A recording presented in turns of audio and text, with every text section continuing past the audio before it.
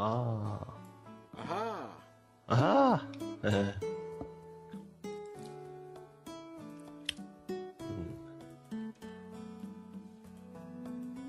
Who we got? Ooh. Just me and you, and hopefully Caribbean Credit. We'll see who comes on. Gotta round people up as we go. Uh-huh. Bring the wagon around. Bring out your dad. Bring out your dad. Let's see who we have. Huh. I was watching a game show earlier today. It was funny. It's all funny. Everything about telly's funny. I know why people are so insistent that I don't watch it. I see all the references to myself on it. It's just ridiculous. It insists that you don't watch it, or insists you do watch it? So when I do watch it, it was like they went on about King Henry VIII having gout, and it's like I must have a trace of that anyway because I've always had a problem with my left side. But every then, show can't be about you, can it? No, but it was a quiz show, and it was funny. They also helped me with word I looked up because I knew autohagiography was like an autobiography, but hagiography is a sort of like a diary of saints. It's one of the few words I haven't looked up. And this was in like a few seconds of watching TV, and one of the contestants was from Cheltenham as well. It's literally I just like let it flow and just like put the TV on whatever channel's on. I just watch it, and there's Midsummer Murders. I caught the murder. It was right at the end because there's a Chinese man turned up, and he was bloody bloody blah, and he goes, "Oh, we'll have a Chinese." There you go. That was a murder. Because the detective who was like Bergerac or whatever. I think it was the same actor. He's in loads of them. That was based on that character in Antiques Roadshow. Yeah, that was it. It was a 10-second murder at the end. No, it was just interesting about the gout. I mean, I don't think I have gout, but it's like to maybe be made to look like I have gout. It's why I had such pain in my fucking hamstring the other day. It's like doesn't ever go away. It's got better now. I've got to keep buying new boots. Well, doesn't that just mean you need like some vitamin that fixes gout? What is it? I forgot. Or is it? It's an overabundance of uric acid or something, which sounds like Ulrich, which sounds like Elric, because Elric's also called Ulrich.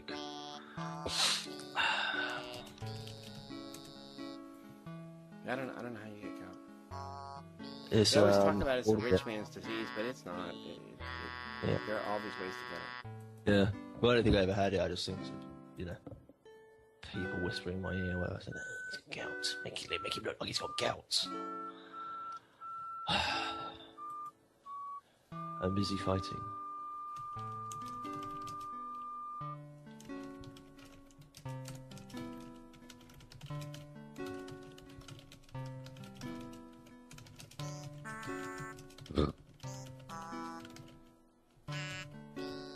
I saw Prince in an interview as well, and I couldn't stand him.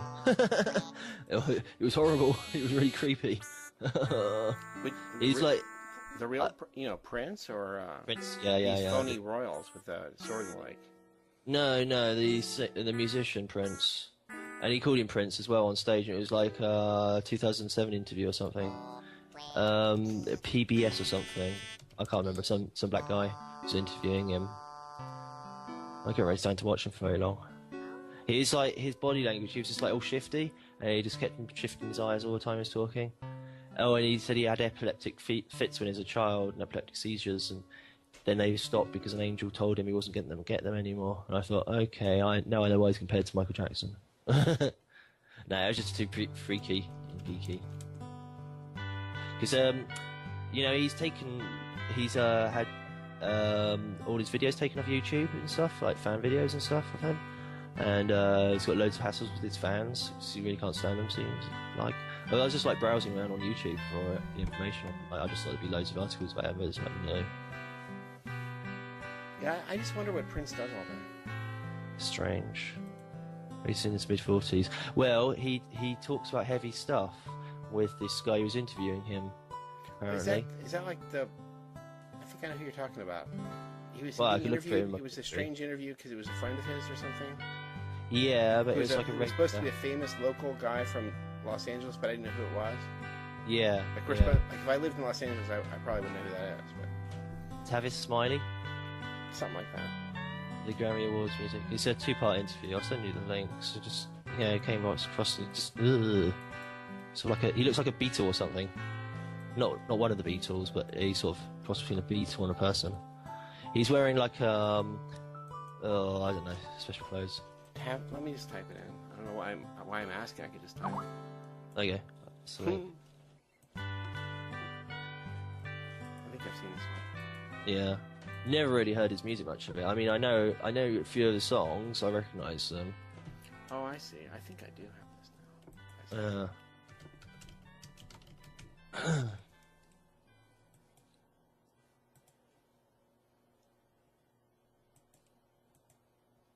Nearest person I can think he looks like is the one who played the scientist in Fly.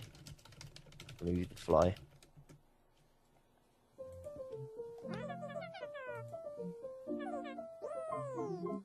Oh, I guess I don't. I'm thinking of a different interview. See, at one time you could actually identify all of Prince's interviews because he would do like none. Yeah, exactly. You know, like he would do like he did 1 in 10 years and stuff. You know. Well, that's what they were taking a mickey out of in their Sunday show, wasn't it? Because he never does interviews, so they just got some bloke to like act weird, and then somebody else claimed he was Prince, and then he wouldn't have to speak. And so they go, "Yay, you got Prince!" But Prince, now he he never actually speaks talks and stuff. It's bizarre. Oh yeah, but he's just Prince on that that one speaks, interview. I don't know. Yeah, I know. Yeah, I'm all for it. You know.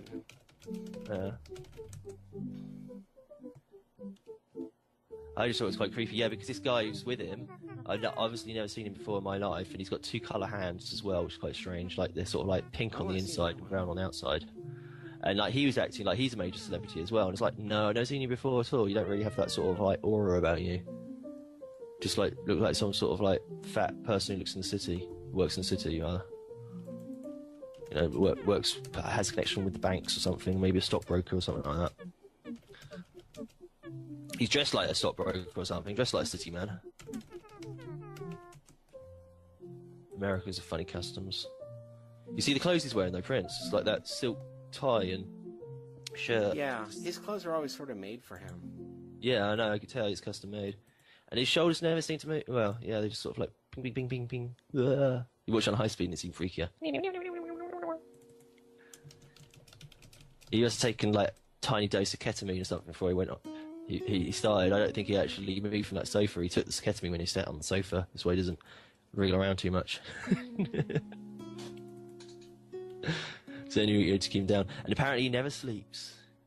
And this is like within 2 minutes. I got all this within 2 minutes, all this information. Never sleeps. He spends all day having short chats about heavy stuff with this guy, Tavis Smiley. And he exclusively revealed that he used to suffer from epilepsy and have epileptic fits when he was a child. He suffered from epilepsy? Yeah, and he had epileptic fits as well when he was a child. He's never said that before, which is a surprise because he never says anything. And he carried on until this angel told him that he wasn't going to suffer from them anymore, and it stopped. He said he told his mum that he saw an angel that told him it wasn't going to happen anymore. Wow. And he said he can't remember it, but, you know. Wow. You gotta buy his story. I mean, he's pretty. Oh, yeah. Well, it's his story. I'm not down. You know, whatever. You know, he saw an angel and it talked to him. And no, that's what I mean. I don't really care either. But I mean, it's like that's why he's got the reputation of being as wacky like Michael Jackson is. Really. Yeah, a lot of these people have talk about angels and stuff.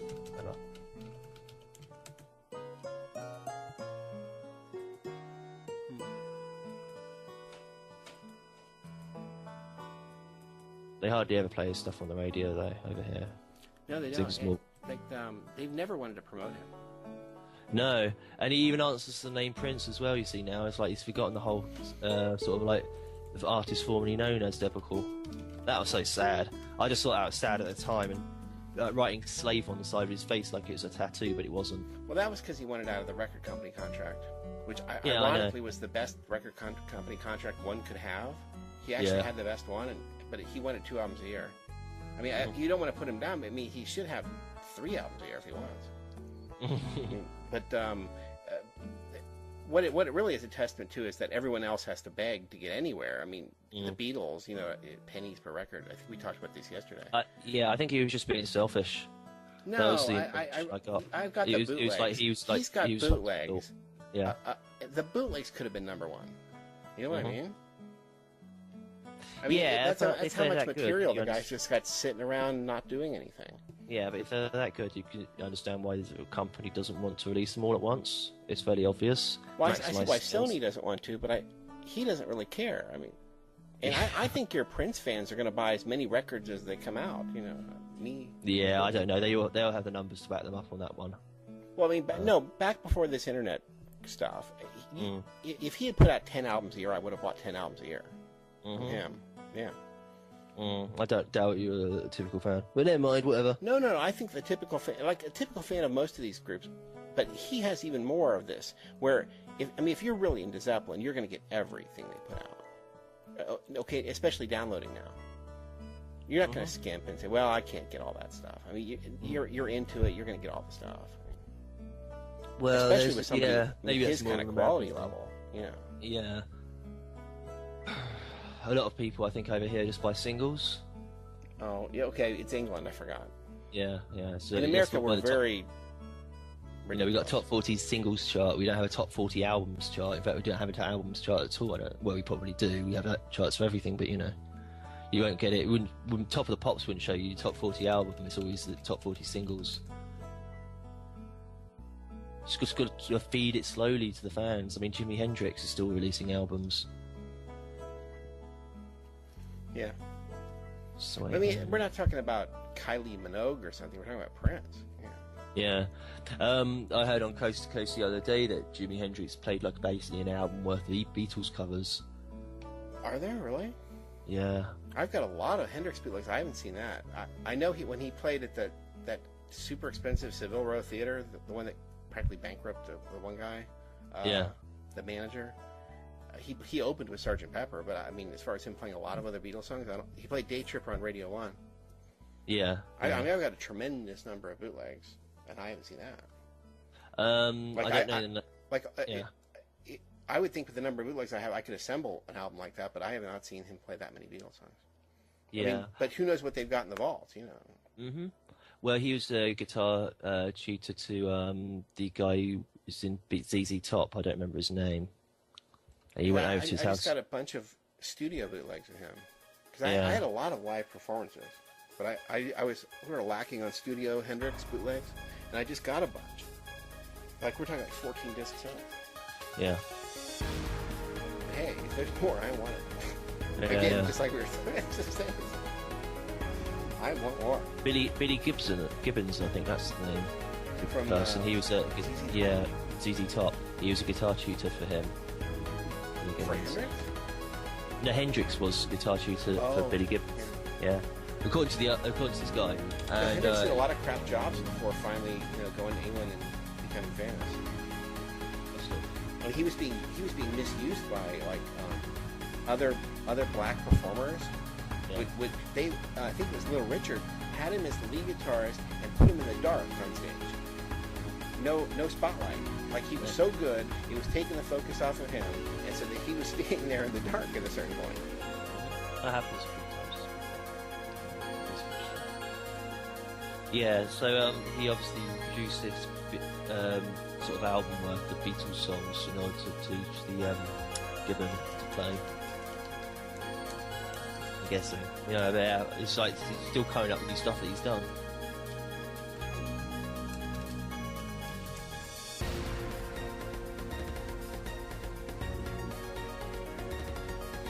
Yeah, I'd like to look into some of this stuff. Yeah, I'm sure he was. I mean, people in Seattle. New York City. That Dave Gibbons apparently is a really, really talented guitarist as well. Which is right.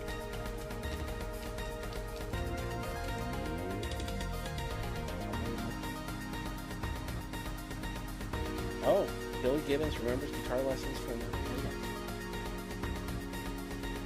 Finally, he remembers it. No, I'm just slow. Yeah. No, yeah, I was thinking Billy Gibbons is funny. That's right. It's those personal touches that people remember. Hendrix was your guitar tutor. You remember that? 40 years ago. Sure, absolutely. I'm looking at it with his it's so ridiculous, the beard. I know. Wow. I saw his grave in Seattle. Yeah, they I released didn't really like have 5 to new seek Jimi it out. Hendrix. It was already there. What? Go ahead. Oh, they released like 5 new Jimi Hendrix albums the other day, like about a few weeks ago. Yeah, there's been this big fight with some of his relatives and other interested parties, and they fight back and forth, and they prepare records and they don't come out because the other one takes control. Mm-hmm. They went in court or something.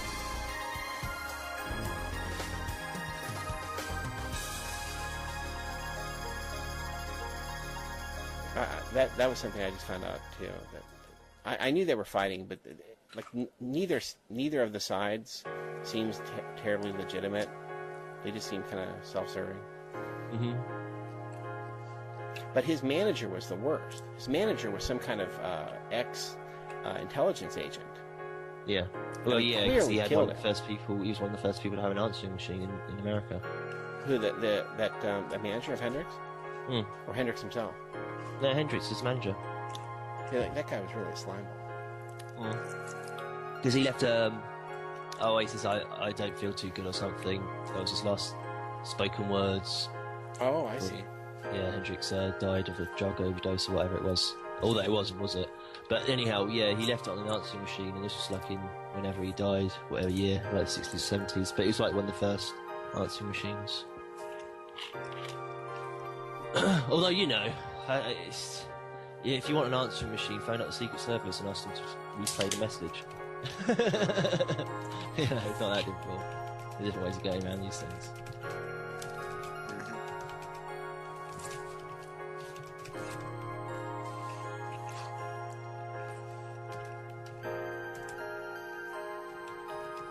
But was he actually was killed by? It was like smothering or something, wasn't it? Oh, what? Drowning in wine. Hendrix. Oh, clearly, it was undigested. It was in his lungs. Someone forced it down his throat. Yeah. I've seen this multiple accounts of the story from a million directions. There were these 2 girls they picked up that night. They've spoken. Some people came to the door, spoke. You know. The doctor has talked. It's really an interesting story from multiple angles. So Jimi Hendrix was assassinated? Assassinated is, I think, the wrong word. I think killed. I mean, it wasn't political. It wasn't, and I don't think it was done for the intelligence agency. I just think that guy, I can't remember his name right now. I'm going to look it up in a second. He was an ex-intelligence officer, so the kind of brain power that it takes to know how to kill somebody and make it look like a suicide. He had the concept, but apparently didn't do it very well. Didn't execute very well. Well, the information is so much more readily available. I mean, it doesn't occur to me to kill somebody and make it look like an accident. That seems like a movie to me, but it seemed like a good thing to do for this guy. It's ridiculous. Yeah. Well, it's slightly less well-known how to do it. Or the idea that today you're going to be up on the internet. I mean, you don't know how many times this kind of thing had to happen to me before I even realized what it meant. Where someone wants... Like, they want something of yours, so they create an emergency so they can come in as your savior. Or they want a third party's support, so they make it out like you did something, and then they come in and save. You know, it's the Hegelian dialectic. I mean, this was not a natural thought to me. I don't think like that. Problem, reaction, solution? Right. Yeah. I mean, I know it's real commonplace now, but even in my everyday affairs, it doesn't seem like, well, why don't I just say that they're trying to kill someone and I'll come in and save the day? That's not a valid thing in my playbook, you know. Not a valid move for me. Even though I now understand the principle, it still isn't something I know. It's just so crazy. Mm-hmm. And imagine you're caught. Well, no, I mean, but it's wrong in the first place, but I'm on top of it. Imagine that then it's all exposed. I mean, these people are all going to the death chamber. It's treason. Mm-hmm. Well, I mean, if he was ex-intelligence, the CIA and all that, his manager, then he'd have been supplying him with the drugs in the first place. So it's not Chaz Chandler. That's the guy from the Animals. I'm still looking for that guy's name here. Mm-hmm. We're doing this off the top of our heads here, so... I've done tremendous research into this, and I was just shocked that it's amazing how you find everybody. from one moment in time, and everybody can be found. I can't believe I can't find the guy's name either. That's ridiculous. I'm looking through Wikipedia. Jeffries.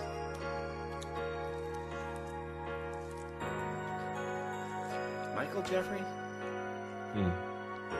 Don't know. Remember we had him today. Yeah. Michael Jeffrey. That's correct. That's Is the guy. And there's live? tremendous information on this guy as ex-intelligence. Because I'm munching on a fucking sandwich, though. Yeah, that's cool.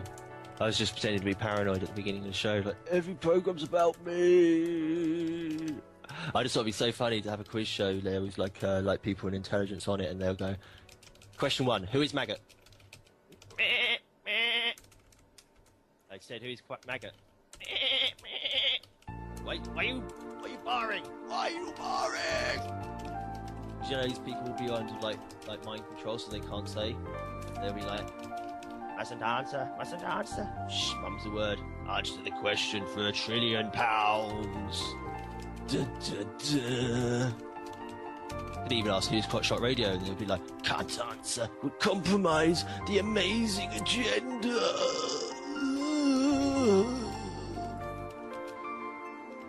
That would be so awesome if I'm a part of I'm a part of something that if your name was revealed, yeah.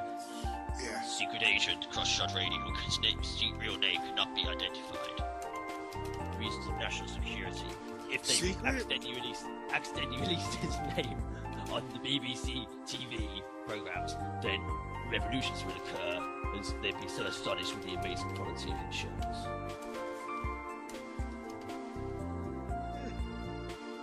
Yeah, it's freaky, but that actually stuff that goes on in Secret Service is all full of fucking, levels of mind control. Can't say this, can't say that. There's some twat who thinks he's my uncle. My uncle's would have been over 80 years old. He's dead. He's died in 1980 something or other. But it doesn't stop him from giving creepy messages saying he's my uncle. It's like, you can't be. I've seen you. You're 50. No, you must have an uncle so I could be your uncle. Who's Maggot?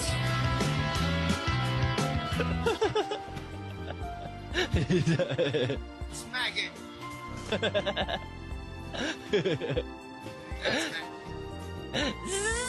Yeah. When he meets, he stays a stranger. He makes another chance he takes. Everybody, odds are he won't live to see tomorrow. Come on, everybody. Secrets, agent man. Secrets, agent man. All right, that's just Secret Agent Maggot. Yeah, great, wonderful. Oh yeah, song.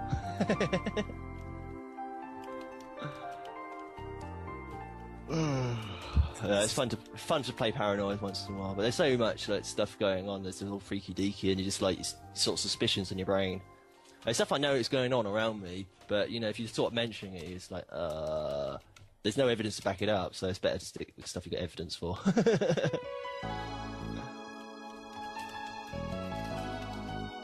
Well, all I know is that's gonna get edited out of the show, so I don't even know why I try hard on this show.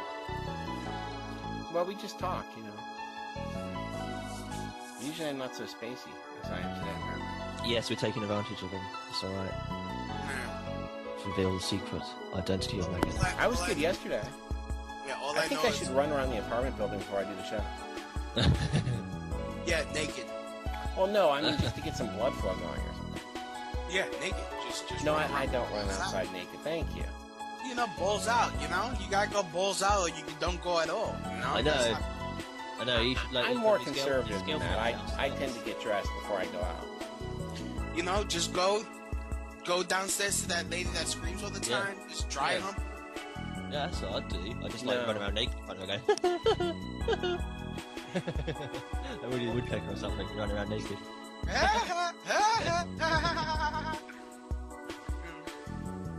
Go to that lady, with what you do is Miss, you've been screaming. So what? So then you grab her by the back of the neck, you bend her over, and you start dry humping her, and you spank her ass, and you run. Technically, you haven't raped her because there was no insertion. No, it's funny on paper, but you get down there and you start doing it, and it's not as funny as it sounds. Is she a minger? Yeah. And she's old and all that. She's a slapper. Yeah, slapper. You should just get loads of alcohol, get really, really drunk, do it anyway. Yeah. No, I get the funny on paper concepts. I mean, I've been there. You know, she probably appreciate it because, I mean, if she's old, she probably hasn't gotten a good 1-4 in a long time. Yeah. I don't like to analyze the motives of others. Especially not based on what I would do, because they never do that. Dude, have you seen my videos? I run up on people all the time. Yeah, it works for you. If I had time, man, there was this Catholic priest walking around in my neighborhood. I was about to run up on him and start asking him, why is he raping kids? How do you know he's raping kids? I don't know, but he's a priest, so you know what? They all do that. Yeah, you should say, I am a kid, and he raped me. Just dress up like one. If that's even possible. Wear some school clothes. You know how these Catholic priests be. Well, I mean, you might find I just saw Serpico last night. The Serpico of priests. I mean, he might be the one good one. You accuse him. You can't win. The one good priest sounds like some, I don't know, Western or something. What? The one good priest will be the priest that's fucking chicks. Yeah, that's always what's so disappointing is when they're a child molester or whatever, and then on top of it they're gay. I mean, look, I mean, just try to keep it together. Dude, I mean, I'm just saying, where the hell does it says you have to abstain from getting married? Does it say that in the Bible? I mean, hell, even the Jewish priests in the Bible got married and had kids. Who? From the Bible. The Jewish priests. Oh yes, those people. I was hoping. Jesus is married. Yeah, Jesus is married. Jesus didn't get married. No, that's the dumbest of all the Illuminati toys. Like they're gonna show up and it's like, I'm Bill Christ. I'm his 25th cousin. I'm his cousin, Bill Christ. It's my right to rule you. Really. We don't have a deal with on Jerry Springer. You know what I mean? Sorry. Yeah, we have a deal with one guy. If he shows up, and he probably will. I mean, knowing him, he'll show up. But we don't have a deal with the rest of the family. He'll show up. I mean, you don't make claims like that and then not show up. My thing is, hey, why do all these Christ wannabes are all Catholic? You would think that they would at least do a little research and say, you know what?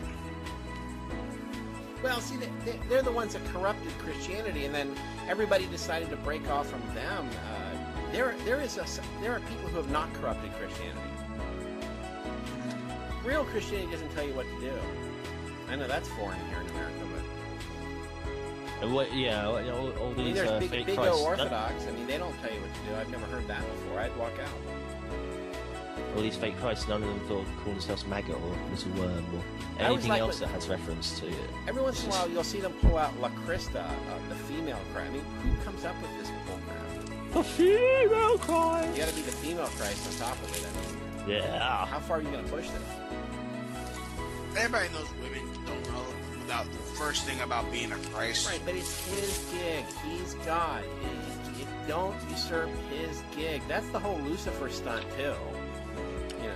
You gotta make yourself the creator of yourself. How do you do that? You can't do that. Yeah, no, that's... Argue yourself? I mean, what we have is a semi-supernatural being, the devil, who is obsessed all this time with the world's stupidest goal, which is impossible. It's like trying to,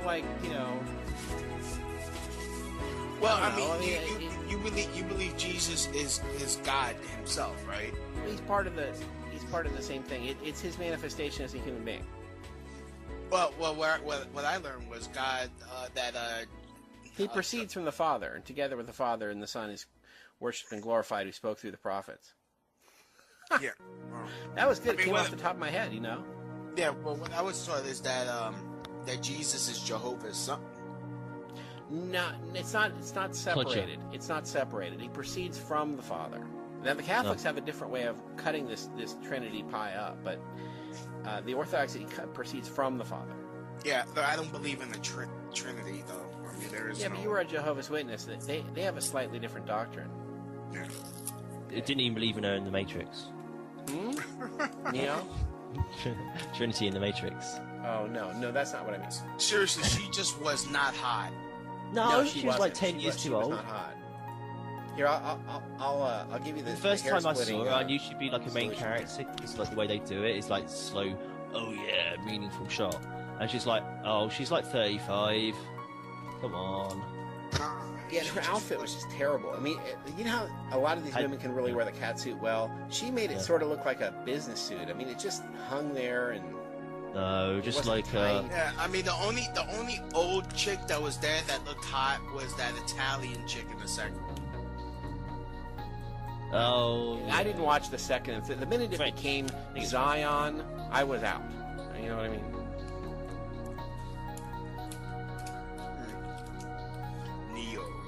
They hijacked that woman's story, Sophia Stewart or whatever, and they didn't get her. If they had just had her on, she could have handled the whole thing. I know it. I hate all of her interviewers, but you have to pare away what they're trying to twist what she's saying and listen to what she's saying. I think she's okay. Proof of the pudding's in the eating. She's written another book since. Yeah, it was just she's written other stuff. Yeah. It's just amazing how that book has become like a college course, like the philosophy of the Matrix. Yeah, but it never seems to be the way we all take it, which is how to get out. They like it, you know. They even like the Avatar concept where you're in a bubble and you're going to go live in the fake world. It's so the opposite of everything I want to do. I see where it's less movie was pleasant daft because he made all the Matrix decisions anyway. You know, at least it's real outside the Matrix. I don't want to live in a bubble. He made wrong decisions anyway because everybody's like, do I take the blue pill or do I take the red pill? Oh no! What are you taking knockout drugs or anything from other people? I mean, either way. Well, why are you trusting somebody called Morpheus, even if you don't know what it is? It's some mysterious black guy who wears shades. You don't know him. Okay, so let's say you don't take his deal. You still have to take a pill? I mean... Yeah. What drug do you want, ecstasy or LSD? Well, you know, there's a third choice. I don't like being dragged around while I'm asleep. You know what I mean? That's not what I'm into. Every time anybody told him he had to do something, he went ahead and did it. You see, so he was a slave the whole movie. Right.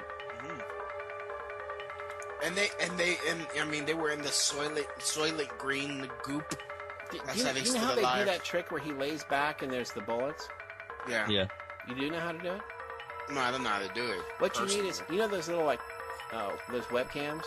You need a ring of them, and you get like maybe 50 or 60 in a row. And then instead of each one taking multiple frames, you take them in a sequence, and it becomes 1, 2, 3, 4, 5, 6. You know what I'm saying? Each one of them is one progressive frame. Yeah. And instead of each one now is taking 10 frames on its own, each one takes 1 frame, and that's how you do that trick. The forward motion is you're saying it's lateral. basically a still shot, and then they composite it with a... No. It's 1 frame after another. Yeah, but from different cameras. Right, from different cameras. Right. Yeah. You're assembling the shot, but you're not compositing them. Yeah. Each next frame is coming from a different camera. Yeah, or you can use one of those F1 cameras, and you have it on a trolley or whatever on a curve, a bezel, what they call it, and you say, shoot. Well, like one camera can't do it fast enough. You need multiple cameras to do it. Or you could do it for real. Or you could actually lean back and have people shoot at you. You know, it's like the Saturday Night Live bit where they had Christopher Reeve. He was the only guy that couldn't catch bullets with his feet. Yeah. Well, obviously, he didn't actually dodge any of those bullets because they were putting on afterwards. It was just the only camera trick here is to make it spin around really fast to make it's it look like the monkeys are bewitched with the Superman thing. I mean, he pretty does much. catch bullets with his I mean, feet, he but not just real like life. move slowly, couldn't he? Just like I'm slow. Right. Move slow. You lean back and move slowly. I'm still But kind of he's sad at that all Christopher Reeve is dead. You know, I saw that movie where they said he disgraced himself after making. I thought that movie was quite good. I never saw it before because I saw the Rubik's Cube on the cover. You know, back when it was an '80s rental, I never watched it. I saw it without knowing that it was that movie. Which movie is that? It's Oh, I am the dumbest guy in the world. I don't. Well, everybody else prepares before they do their shows. You mean you mean where he plays a reporter? He's gay or something in the movie. Oh, Gay reporter in a wheelchair. No. It's right after Superman. I'm gonna find the name in 1 second. That'd be great. Gay reporter in a wheelchair. No. He tried to do. Can I a get the remake of interview, please? Spin me round. Yeah. Oh, All you have to do is like run up the stairs. It You doesn't never interview me, I'm up some stairs. Pull up those stairs. Oh, it doesn't matter how big you are. I just don't feel it back there. I'm a paraplegic. It's Death Trap. And it really is a good movie. I mean, I was kind of cringing when they were kissing at one point, but that's only for a few seconds. You can close your eyes for that. Put your hands over your eyes. But seriously, But as why? far as the plot went, it was actually quite good. I got it because it was a Michael Caine movie. So is playing a gay guy in the movies the new retard? Well, You know- this was 82. This was 82, Death Trap. Damn. Yeah, I Probably mean, he did this connects right right after. It was supposed to be, I want to do something different than Superman. Why the hell would you want that? You just Why would convinced you- everybody you're Superman. Yeah, and then play a gay role immediately afterwards. Right, I mean, Just immediately so that ruin all Superman's your gay. credibility. You know. Yeah. Yeah, it's like- I mean that's the funny. I mean nowadays, I mean straight actors are playing gay guys in the movies, and they're getting like Golden Globes and shit. I mean back in the day, all you had to do was like, yeah. See, what I thought was so great about Death Trap was that it didn't go the way I would have predicted at any point in the story. I thought this is really something, and they really nailed me over and over again. I kept thinking, and I'm not going to give it away because it's hard to explain anyway. But every time you thought, "Wow, I get where this is," no, it didn't go there. It's just it kept screwing with your head. You know, I like that. I mean, I shouldn't be able to predict the movie at the beginning, within the first few frames. You know, it should have some sort of life to it. You know, and it did. This Death Trap was quite good. I don't know how I got to it. I don't think it was because it was Michael Caine, but it was a reference to a reference, and then to find out it was this movie that I had been sort of avoiding all this time, and to find out it was okay. Pretty good. I'll be right back. I'm gonna go get me some iced tea to enjoy the rest of the American Freeman show, where we talk about nothing about American Freeman, just random shit. Yeah. And this is probably gonna get edited out. In fact, Do you ever hear me editing anything out of the show? I'm I just just- try to get the music underneath. I'm just kidding, Jesus. You know how He's making hard this that is? show sound even more controversial by saying this to be edited out. No, but you know what I'm saying. We're You know how riding the edge freaking of the hard that wave, is? folks. Yeah. I wish this was like being broadcasted live and streaming We're again. working on it. We're working on it. I know. So that I way, shopped around earlier today for a server. It's Lenny Bruce's Secret Calls show at the moment. You know, Secret Calls. They never get released on the internet. It's just a Have you secret thought about streaming it through TalkShoe though? That you only get 2 hours. No, you could keep going. Oh, can you? Yeah. What do you I guess you just do it as a new episode, don't you? It doesn't. No, it doesn't stop it. You could keep going as long as you want. Oh, really? They Yes. tell you can only do 2. I guess that's my fault for actually believing what they say, huh? Dude, I've Yeah, done. you can only upload 2 hours of show at a time, I think. No, no, I upload 3 hours on a regular basis. Yeah, yeah. It's only 100. You can upload 100 megs. 100 megabytes. Yeah, that's it. I mean, but you could stream it live. You could stream it live. I mean, I've done a show when Obama was elected. I did like a 5-hour show that got hijacked by a bunch of women, and it turned into Child Protective Services rights. Well, you gotta be the master of your domain. I hate to I listen know, to I know, but I was like, you know what? Fuck it. I ran out of things to say after fuck this nigger, fuck this nigger, fuck this nigger. Whoever says that on we don't talk like that I know of. Did you call him Obama? Because Alex Jones' new joke that he made of himself is calling him Obama. It was like a few days after we'd done it. He's got shirts now saying Obama or something. I came up with a nickname of Obama because he's our first blaxploitation president. Yeah. They are exploiting him. I'll go for that. Yeah, because there is a movie called The Ghost of Nigga Charlie, so I call President Obama Nigga Charlie. Yeah, I got you. So there are a bunch of movies in that blaxploitation category that are actually amusing. I mean, just the titles even, they have that film noir quality of crazy title, you know. Yeah. It's like Charlie White is in cocaine, isn't it? I'll give you one. I can't actually say this phrase out loud, but I'm going to give you a link. Hold on, I'll be right back. Let me get me some iced tea. Okay. And so that way I could settle down. I don't even think this way. I just... There's a theme song that goes with this one, and it gets a laugh. I'll tell you that. Yeah. I mean, who makes a movie with this title or thinking this way? I mean, look, come on. What goes through someone's mind that comes up? Oh, I've got a good name for the movie. The Big Bad Nigger. If only I could get a theme song. And someone actually then sits down and writes a theme song with this title.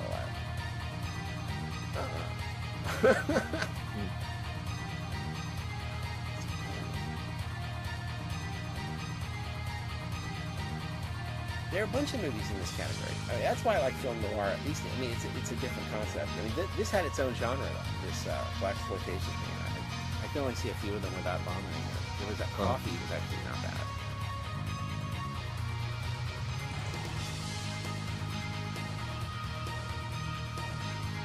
I don't know. I wish I could understand what goes on in the minds of other people, because, see, most people analyze people based on what they would do, and so but since they never do what I do, I had to give that up. So, then see, the other reason you don't want to do that is because it becomes psychologically revealing about you, because it shows people what you would do. Well, I don't even start with that. I mean, number one, it's not psychologically revealing for me, and number two, it isn't what I actually have my eyes open. I'm not analyzing me. But even then, I still don't know what other people's motives are. I don't get it. I mean, I look at them and I think, wow, I wouldn't do any of this. And so I speculate on why they do what they do, and I can't come up with a reason for it. And even when they tell me what their motive is, and if it's the right one, it still seems really tiny to me. The kind of stuff a lot of people do is just so tiny. Yeah. There's a theme song that goes with that movie. Can you believe that? Yeah, there's a theme song. I've actually seen that. The Stern Show. Yeah. You learn a lot of stuff on the Stern Show. He prepares you for stuff that's going to be famous in 10 years, you know.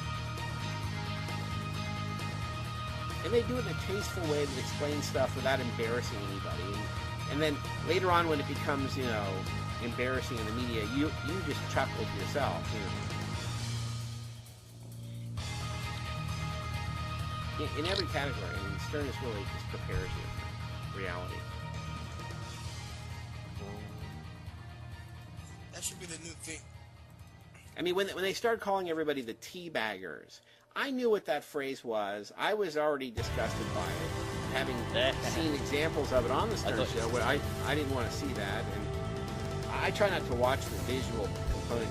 It's a radio show, but hearing it described to me, I was already kind of sick. But then, so all these years later, when they would say teabagger, I knew how insulting that was. I mean, that's the most inappropriate thing you could possibly call these people. Ball bagger.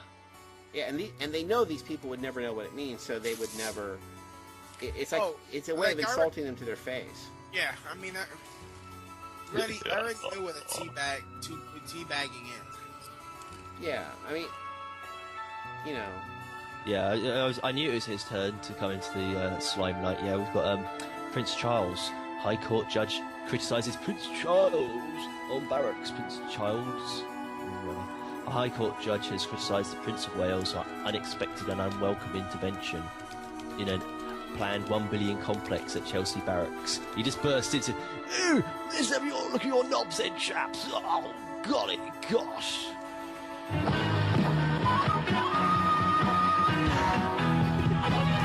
actually found it? Yep. You know how hard this show's going to be to put music underneath?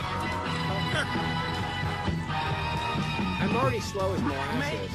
In a white man's town, he's got trouble. Get in his way, he's gonna cut you down, take it over. Get that finger up this way, that's time. Don't take nothing. He's really trying hard to see this. For he's black, he's bad, scared of nothing. Yeah, he's so bad. They call him boss. He's a boss. Called nigga. They call him boss. He's a boss. Boss nigga.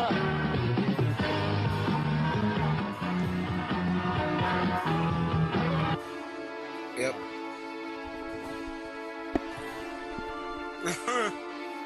You just don't understand that you're killing the sing-along element of the show.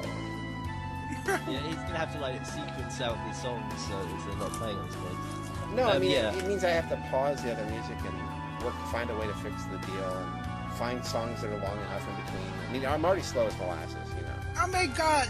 Come on, Lenny. What the hell are you doing with the rest of your day besides masturbating, and watching porn? Yeah. You really have a grip on what goes on in my apartment, don't you? Do you perhaps have a camera? I mean, no, that's not what goes on here. Take some time out of your busy schedule of. I mean, I actually work. You know what I mean?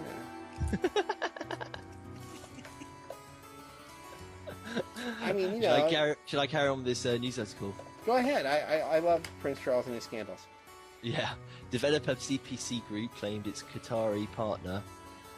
I think that's how you say it. It's like a tie with the letter Q in front. So, yes, that means something. Pulled out after the prince attacked the proposed design. It gained a partial victory when Mr. Justice Voss, VOS, ruled that the Qatari group breached its contracts. He refused to award CPC Group the 68 million value of the deal, but will consider a claim for damages or loss of earnings. The judge said both CPC Group and Qatar Dia were faced with a very difficult position once the Prince of Wales intervened in the planning process. His intervention was, no doubt, unexpected and unwelcome, he added. He went on, Qatari Dia was not withdrawing because it wanted to, or because it wanted to stop CPC getting his money. It was between a rock and a hard place. What did he do wrong? I read the article. I don't get it. Yeah, wait a minute. What did he do? Spirit the best it could in difficult circumstances. He's I'm sure expressing it's wrong some and bad. I opinion just about don't the see barracks. You know, he's like really architectural. Oh, they failed to build this barracks on time at Chelsea? No, he would complained about the acoustics in it or something, or the seating not being to his liking, or the manufacturing policy. The Prince's spokesman, Paddy Harrison, told he has every right to express an opinion privately, which he does with passion because he cares. Now, to whomever he expresses that opinion, they have the right to decide whether to pay attention to it or not. And the developer is this guy with the bimbo next to him? She's obviously some sort of a... I mean, look at the way she's dressed and look at the makeup and... Get a good look at her. Yeah, let me take a look. I mean, this isn't reasonable. That's the developers, huh? He was in business with them, huh? Well, send the link, because I just got a picture of Prince Charles in a can. No, it's right above that here. I mean, that's not a dignified photo, exactly. It's my best photo in years. My teeth are lovely and yellow. I mean, look at this. They had to crop it out because you know what she was dressed like. I mean, you can tell. I mean, oh, damn. And that guy looks like really brainy as well. Yeah. They're just a couple out from the club. It sounded like he's being blackmailed and he just dropped out of the deal or something. Yeah. To see them sounds like they're blackmailers more than they're investors or something. Their hearts sank. The princess's heart sank when he saw Lord Rogers. Oh, he's a lord, this guy? No, there's another guy involved too, I guess. When he saw Lord Rogers' design for the site. Yeah. His heart sank. These people have hearts? I thought they were like cold-blooded and stuff. Reptilians. Yeah. No, I don't. I mean, see, that's why the reptilian thing really applies to them. It's not that they're physically reptilians. It's that they act in the way that reptilians do. They're unfeeling. They're heartless. You know what I mean? All the words that you would apply to reptiles would apply to Prince Charles and his family. Well, I don't know. Prince Charles is always making fuss about I never considered that they were physical reptiles, but they act like it. I just found this story on Lord Rogers. You know what his nickname is? No. Boss Roger Nigger. Ramjet. Is that what his nickname is? Yeah, Boss Nigger. I knew that was... Okay. I see. We're working on the sound effects aspect of the show. We used to do this stuff live, and it just didn't work. And we should start doing it live. You're right. You've convinced me. Get to work, Lenny. Yeah, he should be putting the background music on live as well. Yeah, we'll have a whole year delay between the shows coming out. It'll be great. Yeah. Like the Sunday show. It's only like 9 weeks since the first episode. Yeah. If you guys want background music, I can play background music right now. No. We have coordinated, good background music. How's about some Tiesto? No. You got any good spoons you can play? No. See, I know what I want. How about some porno music? No. Some drums. No, come on. I mean, I can just see the next is going to be that. What's that? That Tejano music. I hate that. You know. I'm not Mexican, you stupid. I know you're not Mexican, but I mean, that's another Stern reference. He has a warrant out for him in Texas still to this day because he said he didn't like Tejano music when that one woman died. Oh, Selena. Yeah, I mean, he listened to Tejano music for like 30 minutes on the show, and he didn't like it. And the judge involved in the case, in the local case, put a warrant out for Stern too, like as if not liking Tejano music was the end of the world. So he can't go to Texas. No, not. I mean, I guess I wonder if these things expire because that's ridiculous. Yeah.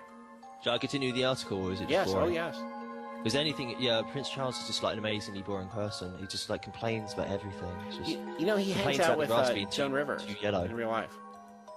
Joan Rivers actually goes and meets with him and stuff. Yeah. He will. He'll complain about the grass not being green enough and stuff. And one of the tenants either worked for him, or knew somebody worked for him, in, like one of the slave fields that he has. She's a nigger. And like he said, he treats the blacks really bad. Yeah, he's the boss of them niggers. That's what he called it. And the boss of you niggers. Look, you've infected Maggot. You know, Maggot's one of the best elements of the program here, and you've infected him, Louis. He's infected Maggot now. You know what it'll take for me to cure Maggot of these things now?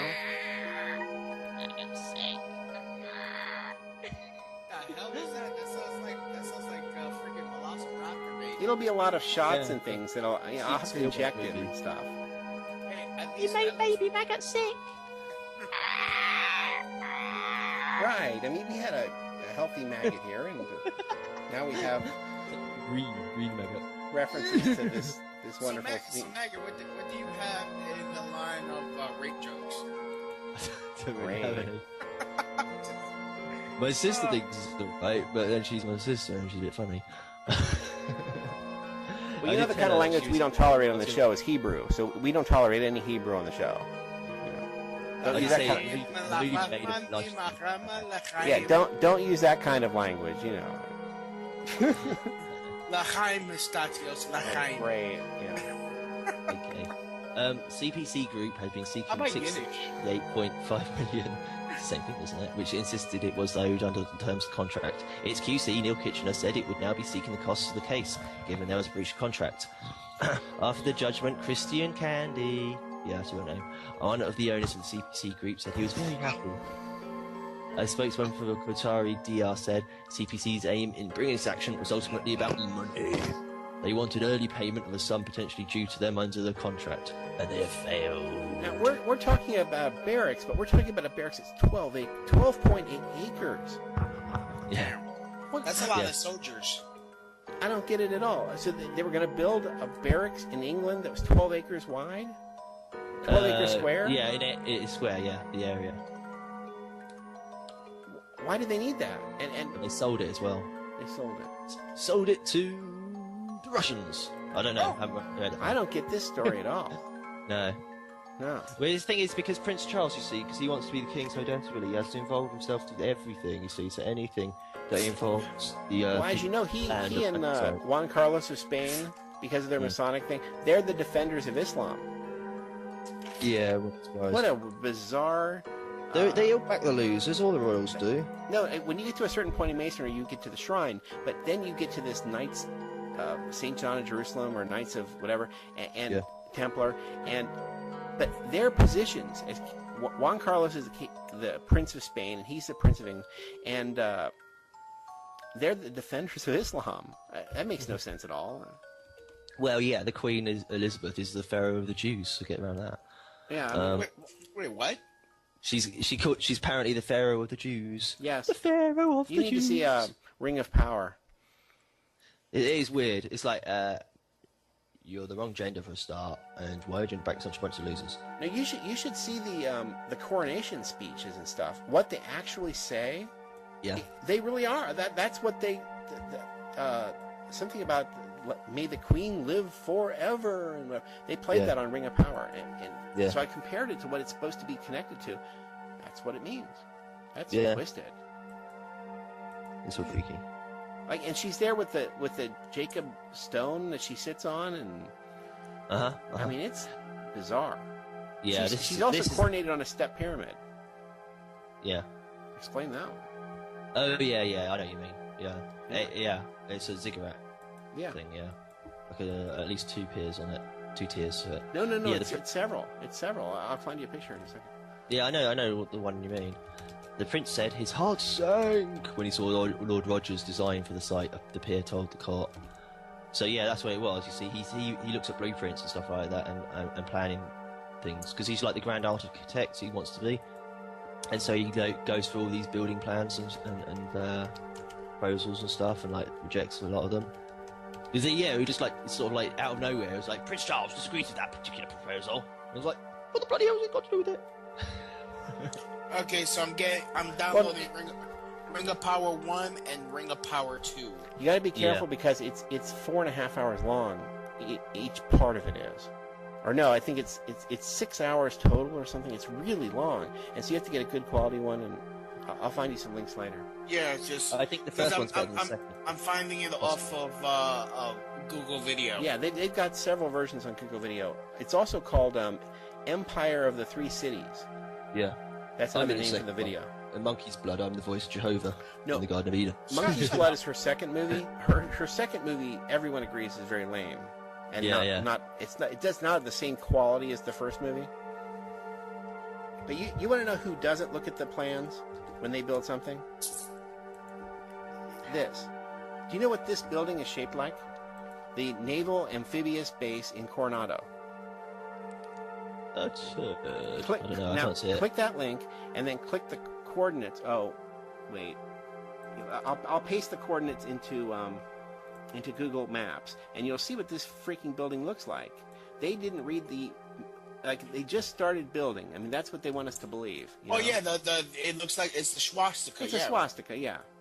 I mean, as far as really being an intelligent human being, and their excuse is that they didn't look at the plans.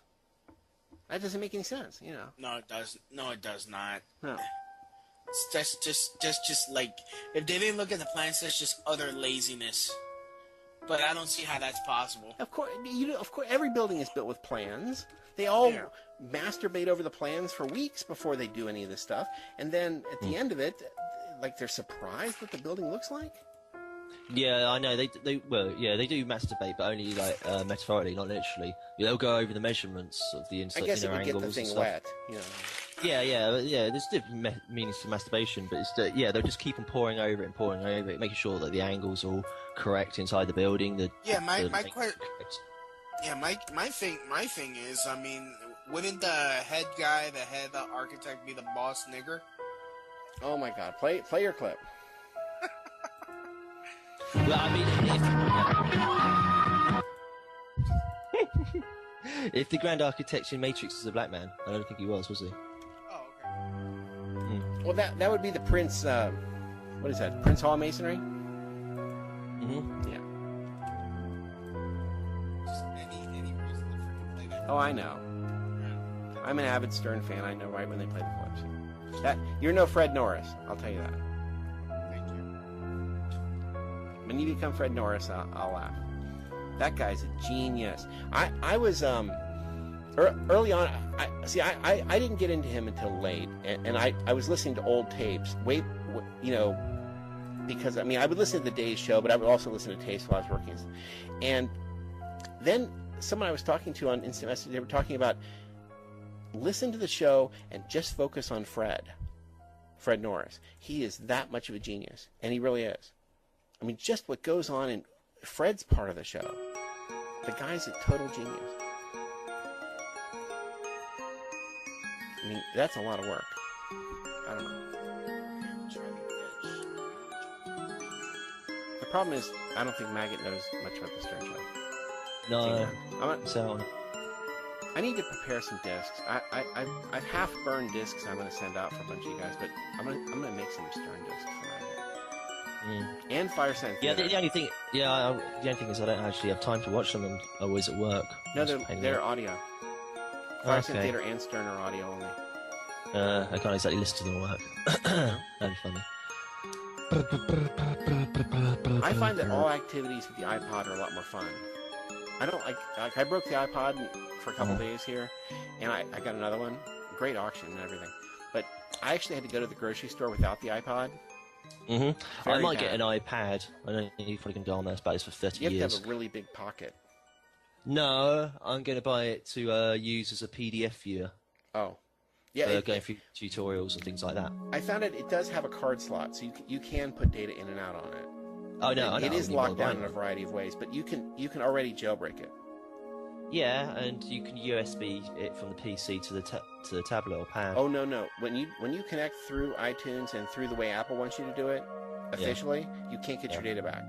You can only get it back through the card slot, including the iPod and the iPhone. All I want to do is load it up with loads of PDFs and view it. But imagine you then go to somebody else's house and you want to take the PDF or music files off the thing and give it to them. You can't have them back. I see. That's psychotic. It copies it to the device and moves it from it. And it can only be but once you jailbreak it, you realize how they designed it in the first place. It's brilliant. Of course, you can reach it by so many methods. It's amazing, but you have to jailbreak it to do it. But then. You can get to it by Apple Talk, you can get to it by FTP, it'll do WebDAV, where you can you're holding it in your hand, right? And because it's wireless, someone can just go to a web page on a local computer and upload things. You know how WebDAV works? It's like you can do it through a web page. All you have to do is drop a file onto a web page, and it'll upload it to your iPod. It provides a WebDAV server. That's how cool it is. But Apple was forced by the entertainment industry to lock it down. So you just unlock it in 2 seconds, and all these features open up. Michael Jackson anniversary have got. Yeah, you'd be stunned by its ability to transfer files and stuff like that. No, I thought about it for a second. Actually, I don't need to do it. All I need to do is buy another extra monitor, like a dual monitor. Well, but you can also carry the ability to carry this thing around with you and have a real Unix computer on you. That can. You can do anything with this thing. It blows my mind because I keep saying I need a laptop desperately, but every time I'm out somewhere and I need to do something, I do it with the iPod. It's not a music device. It does play music too. An iPad. I'm talking about the iPad or whatever. Well, the iPad is even more powerful. That's what I'm talking about. I'm just talking is it 9-inch by 12-inch, whatever it is. Yeah, but I'm saying what you're going to want to do is jailbreak it right away. Yeah. Because when you see what the thing does when it's not locked down, it is stunning. I saw it at the store, and it's just a larger version of what I've got. My question is, Lenny, because Estatios, when you're gonna have to work on my name. We're gonna practice later. Estatios. Stratios. There's no trilled R's. We speak English in America. Your new and better name is Eduardo. I think it's funny to trill R's. Yeah, that's why people like Lenny Bruce.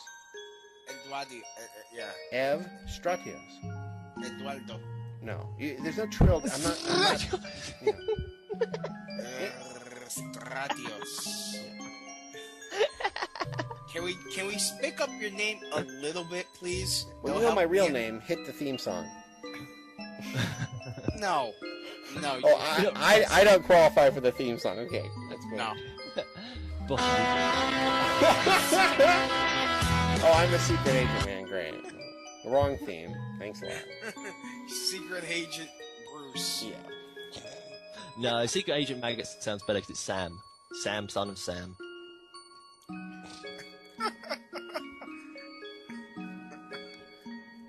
Yeah, it's the anniversary of Michael Jackson's death. He died a year ago already? Already a year? Yeah. Or is it just a couple months? No, it's a year. Really? Who gives a shit? How could time be going by this fast? This is not right. Well, it's the moon. I think I need to do more with every day. That's my problem. Yeah, well, you spend too much time, doing porn and jacking in it. Look, you don't have time. You don't have time to really produce a show. I repair other people's computers, there, Louis. Thank you. Well, people how do you lose have their time? minds if I don't fix. Fix. You must fix. I must fix. They freak out. In my country, my cooling fan in my computer was full of too much Greek hair. Not by remote. Chinchillas. He pours Greek oil into the computers and set fire to it. You people are evolved from chinchillas. Those are the Greeks. We're Asia Minors. We're beautiful. We're super attractive. Nobody is overly hairy. Dude, I don't know what you look like, but hearing your voice, I don't think you're that attractive. Oh, you have no idea. I'm gonna get you some pictures here now. You'll see how beautiful. I better not see a dick. Oh, really? I don't even speak the way you do. You think I'm gonna turn around and give you pictures like that? Really? I don't know. You're Greek. You Greeks freaking. Oh my God! You're confusing us with these Greeks from the country of Greece. That's not us at all. Yeah, well, I mean, we're dignified. They're not. There is a reason why they call giving anal Greek. That's them. They're Europeanized. We don't. We're different from them. We're from a different continent. Sure. It's like the Northern Italians and the Sicilians. They're two different groups of people. So, are you Greek? We are Byzantine Greek. They call us Romeo. Yes. They call us Romeo. We actually self-identify as Romans. Actually. When they asked my grandfather, what nationality are you? He went to Castle Gardens. He didn't go to Ellis Island. Ellis Island was closed right then. So it's also New York. So when he got there, they said, what nationality are you? And he said, Roman. He said that in Greek. He said, Romeo. I'll spell that in the chat room here. And so I even have a Wikipedia article that'll explain that to you. And don't tell me I'm a gypsy, because that is a different word completely. Every time I open my mouth, there's always some other group who's usurped on us, Okay, you're Japanese. Okay, I understand. No, because we are the actual legitimate. We took the Roman Empire and moved it, so that's what it is. Here.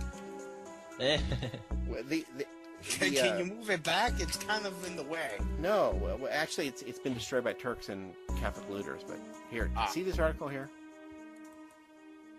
I know it's so exciting for the people at home. I'll make a tiny URL. I got a headline: Cameron wants troops home from Afghanistan by 2015. The rapper Cameron? David Cameron. Oh. Yeah, not James Cameron either. The Prime Minister of UK, yeah. I see.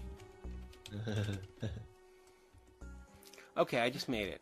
tinyurl.com/Byzantines. Byzantines. And you'll see the real name for us is not Byzantines. That's the English came up with that.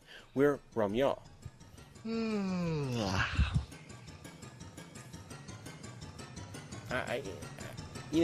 Everything is difficult. At one point, I lived on Stettinius in Cincinnati, Ohio, and my name's Evstratios, and my last name is Morades, right? And my company's Object Transients at the time. So all I did was spell my contact information 24 hours a day, and I knew that everything I did was wrong somehow.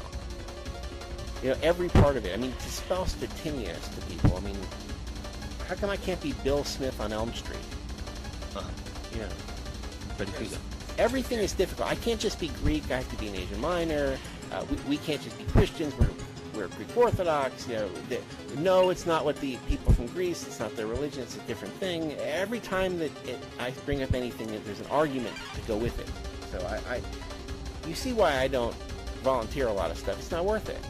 Yeah. It's 10 hours, and then I'm not easily pigeonholed. I mean, people desperately try to pigeon. And then, so Michael has finally realized, Michael Hutchison here, is the truth, that yes, I do have a completely different experience than other people, and it really is true.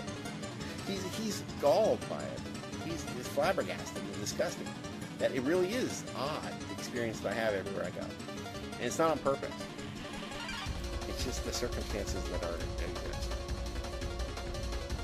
I'm long ago realized that I can't do anything about it.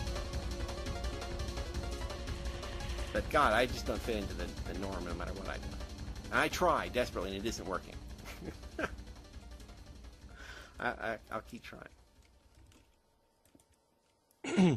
Oh yeah, it's like I listened to the Alex Jones show yesterday a bit. I just You've got to stop paying him. You must stop paying him. No more paying him.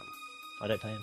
You do. You are a Prison Planet TV subscriber. That's why I just like the idea of being a member of the prison. Oh my God. I know it's fun to make fun of Alan Watt, but you can download that stuff. You don't even have to get it from content. I did download it. Yeah. It is fun to make fun of Alan Watt, but This is hilarious! The amusement dies when you actually are paying the money. It kills the joke. Yeah. Well, yeah, I haven't had my cards renewed. I've applied for them to re-renew, but they haven't given them back to me yet. Don't. Just so I can buy stuff. It feeds the monster. You know what I mean? You don't feed the monster. Well, yeah, it's only £500 million a day. It's nothing much. Because, anyway, the words of wisdom from Alan Watt is so Alex Jones, he said Ron Savage said it, so it must be true. The elite have curly hair and they drink Coke. The elite have curly hair? And they drink Coke. Oh my. Yeah, that's an actual quote. I think it was within the first 20 minutes. And it's like, I got curly hair and I drink Coke, but it's just so ridiculous. It's just like, how obvious do you want to make it? You only got a couple million listeners. How thick are they all? He's on a tremendous number of stations that are actually broadcasting him, and the internet, and all these other things. Yeah, and he comes up to total junk like that. It's just totally ridiculous. And it's like, that's why I posted that thing about, is it Tesco Coke? A 47p every 2 litres, only the true elite can afford to buy it. You see, that's what I know. That's why I know that these people can't actually mention me by name. And they'll just make endless side remarks. It's like being at school, when it's like, oh, some people. It's just like that. It's ironic his name is Jones because he's always trying to keep up with the Joneses. He has a sort of a money-grubbing desperation to be famous or to be up with other people who are famous and to be like them. And I mean, it's ironic he's keeping up with the Joneses, Yeah. And never is it good enough for him. This really surreal dream world he lives in. And he was going on about how much the Mexicans are taking up America. They're all bringing it back to the Raza. Well, I mean, you really can't defend a group called La Raza. When you hear it, no, you can't.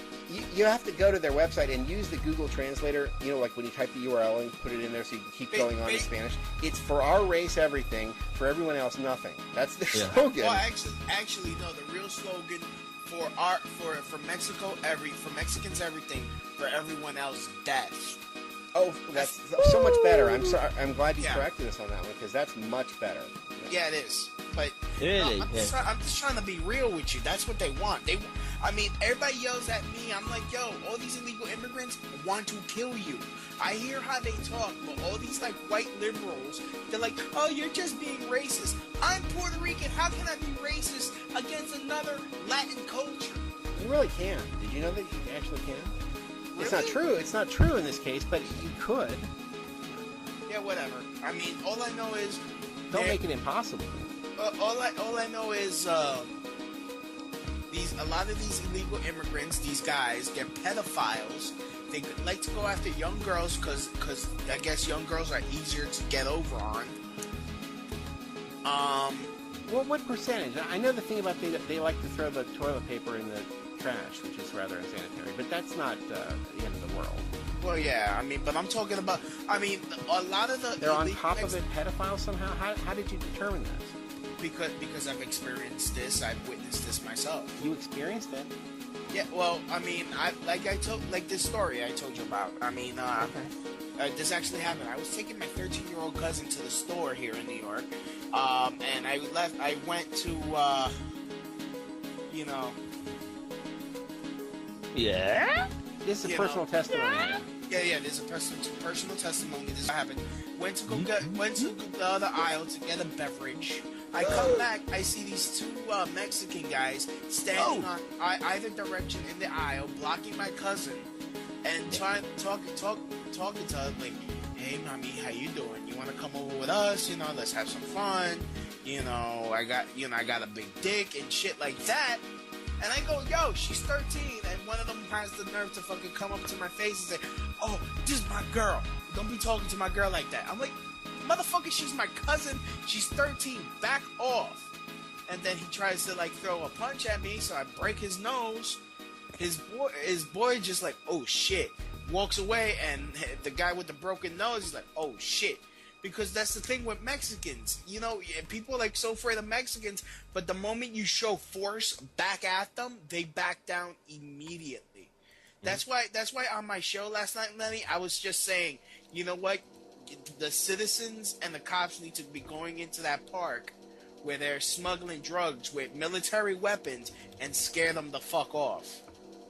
I mean, I know it sounds a little wrong and like, oh, you want to militarize the police? No, I just you know, I just want to... Okay, but what about the rest of them that are...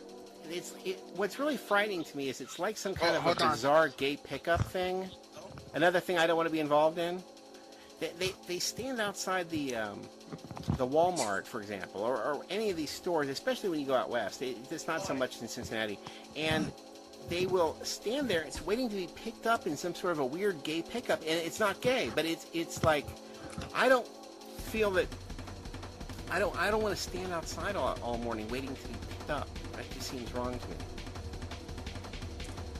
And that's kind of passive, I think. I mean, they're aggressively pedophiles on that basis. It seems unlikely. Those people are, you know, maybe they are.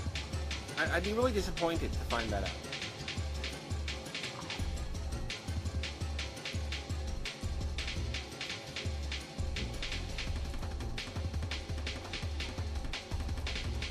I just don't want to investigate. I think that they can be scared back to Mexico, and you don't have to injure them.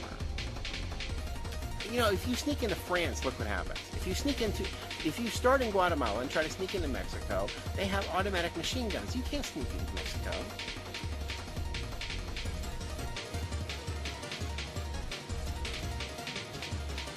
You can't sneak into other countries. Yeah. My relatives came here and filled the forms out. You know? And we had to wait to get a lot of the relatives. We have refugees. I'm the last generation to have refugee status. We came from Asia Minor in a hurry because it was either that or die. And they wouldn't take us in Greece either, by the way. And that country of Greece is not they don't welcome us. We're not the same group. And we're not Turks. We couldn't stay in our homeland. So they took over our homeland and kicked us out. And it was either they were going to kill us or... Yeah. So anyway, with refugee status, we still filled out the forms. My grandfather made a great effort to learn English even on the boat coming here.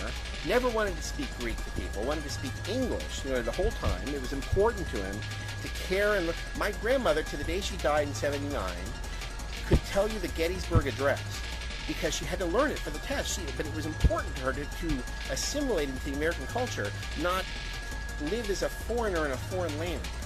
You see what I mean?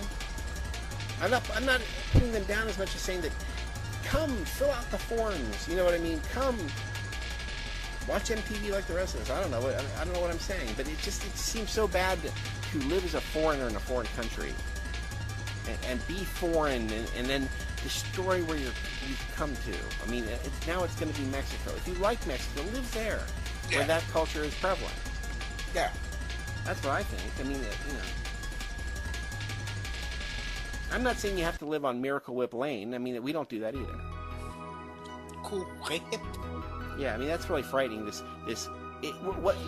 is no Jesus Christ. There is no American culture. There is an absence of ethnicity, is what it is.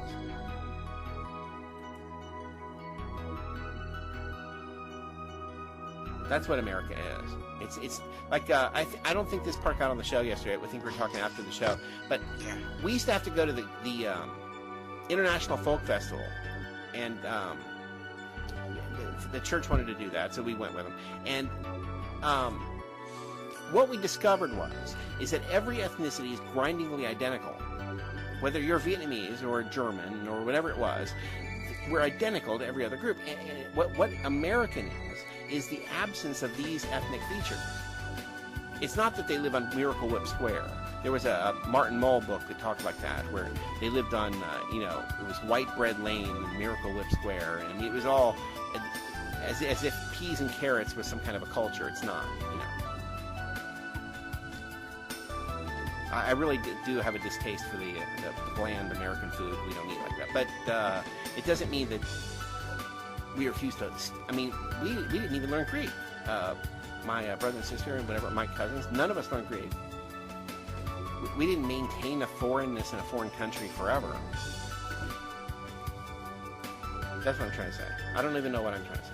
I wish I had worked it out in advance. I don't know what you're talking about. You know what I mean? But that's what they're doing. That's what I'm trying to say. They've made it so that it's a foreignness in a foreign country forever. They didn't come here to become Americans. They came here to make some cash and wire it by Western Union back to Mexico. Yeah.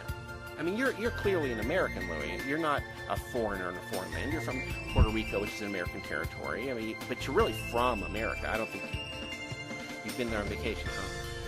Well, when I was younger, I would love to go back to. I would ultimately, if the economy in Puerto Rico was good. I mean, if it wasn't being so freaking held down, I would love to live in Puerto Rico, because that's where I feel my energy is. Yeah. It's you get life from that island, and I feel like. Well, I feel the same way about Asia Minor, but we can't go there. It's being held by a hostile thing here. Yeah, I mean, and that's the problem. And I'm getting tired of being here, because most Americans feel that Puerto Ricans are not Americans, and they treat and we're treated they like. They definitely are. They absolutely definitely are.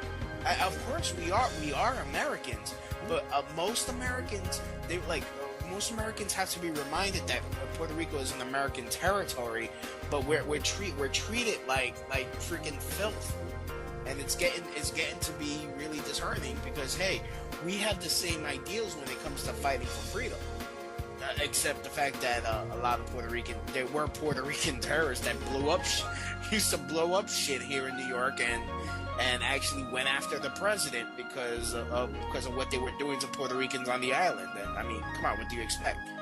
When was that? Okay. I never heard about that. You never heard of the Puerto Rican terrorists? I would bet that's a trumped up CIA people power thing. I'm serious. I bet it's not legitimate. Well, there was this. And stuff. Yeah. Well, they were actually. They were pardoned not recently really? by Bill Clinton. Yeah. I would look into it. I mean, as much as it sounds good, I'm sure that.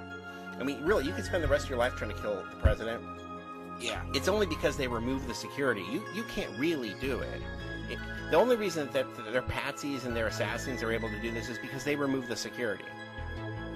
It's not about who shoots him. It's about who takes the security away. Yeah. I mean, like Kennedy and all that. I mean, they sent Prouty to Antarctica. Did you know that? Fletcher Prouty was sent to Antarctica. Why? He was the only guy who could have handled the thing about, like, there were multiple second-floor windows just wide open. I mean, Fletcher Prouty was head of security. I mean, this guy could have handled this. They sent him to Antarctica. I don't know what's in Antarctica. There was no reason for him to go there. And then you see there are 10 tapes. There are 10 movies that were being shot at the time. Not only the Zapruder, I think, shows the car at the right time. But the other ones were showing other things. You're watching the Secret Service people being waved off. Like, they wanted to protect the president, but they're like, oh, fine, I won't hang on the back. And like, he's the only one without anybody hanging on the back, and there's no motorcycle escort on both sides. The other car behind him had all that.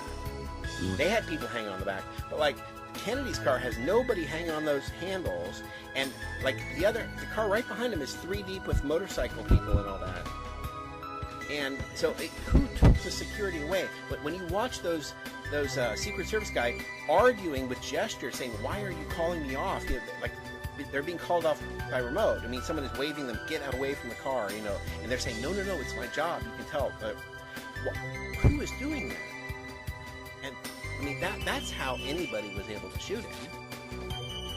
I mean, the right thing is, I mean, one bullet, they're supposed to, that's why they're hanging on their back. They're supposed to jump on top of him and shield him with their body. You know. That's what the real training and all that. I've read about this, and Fletcher Prouty wrote books on this, and he was you know, I mean, you can't really do this stuff unless they take. So I mean, when you're talking Puerto Rican terrorists, check into it because it's probably CIA. Yeah. Well, there was this guy.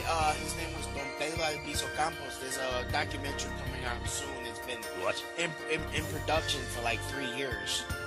About his life, and there was a part where he talks about he put a hit out on the. Well, he said that the president should be assassinated. People actually went after him because of what they were doing to the people of the island, man.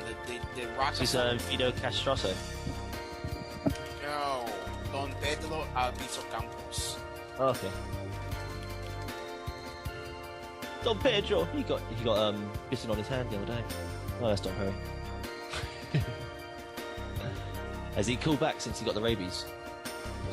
No, I think he was being picked up. He was going back to Grand Rapids, so when he gets there, he'll call him. I don't know. What were you saying about the Don Pedro? That's what I'm saying. He went to Grand Rapids. Okay. No, Don Pedro, not Don Perry. I know those two are often confused.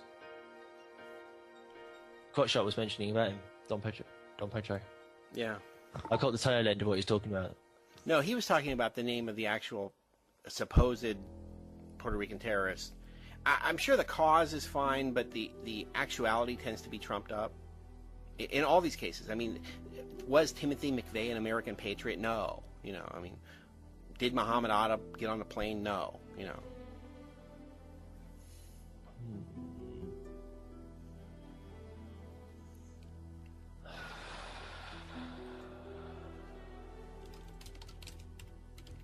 Yes, apparently Alan Watts and Alex Jones have been tormented since they're school children by the theme tune to the Flumps, the intro.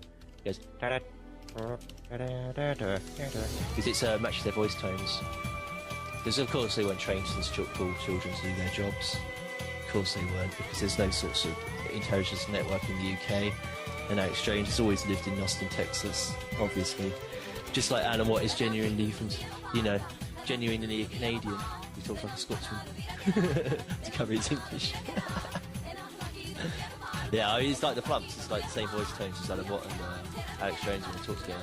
But it's like Alex Jones comes across now as like one of these really embarrassing, obviously gay people that you see in clubs. Yeah, he's just been work out at the gym or whatever. They got lots of enthusiasm, but it's like the chubby fat man who jumps around. You know, they try to impress you, and he's like, no, look at him, he's one of them, I know he's one of them, jump, trying to start fights and stuff, you know, it's like a troublemaker. They got a character a bit like in a movie, I'm trying to remember the name. Russell Brand, I think, he's doing this movie where he's playing this like lanky beardo, and his partner in crime is this like really fat guy, and he's doing this comedy movie. He's like this comedian over. I'll get him to the Greek. So.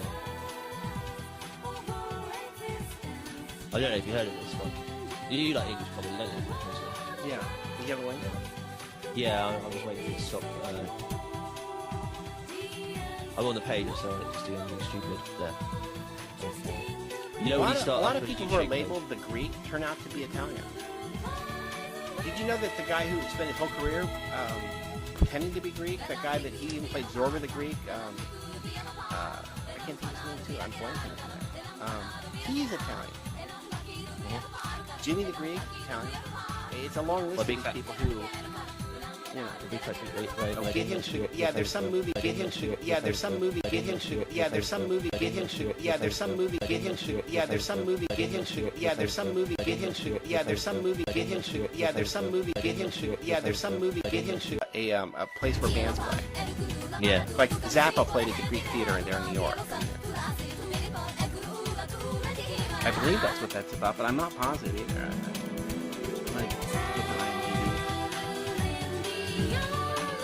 The concept, a lot of these things have been radically distorted in the press, and we're always finding ourselves being misrepresented by somebody who isn't us. Bizarre. Every moment. We're just embarrassed by this country of Greece. They're not us, and then the world's been misdirected to think that our culture does not exist, and then whenever we're mentioned, the concept of Greek thought is mentioned, they're misdirected to ancient Greece, which is not anything useful, it's tyranny.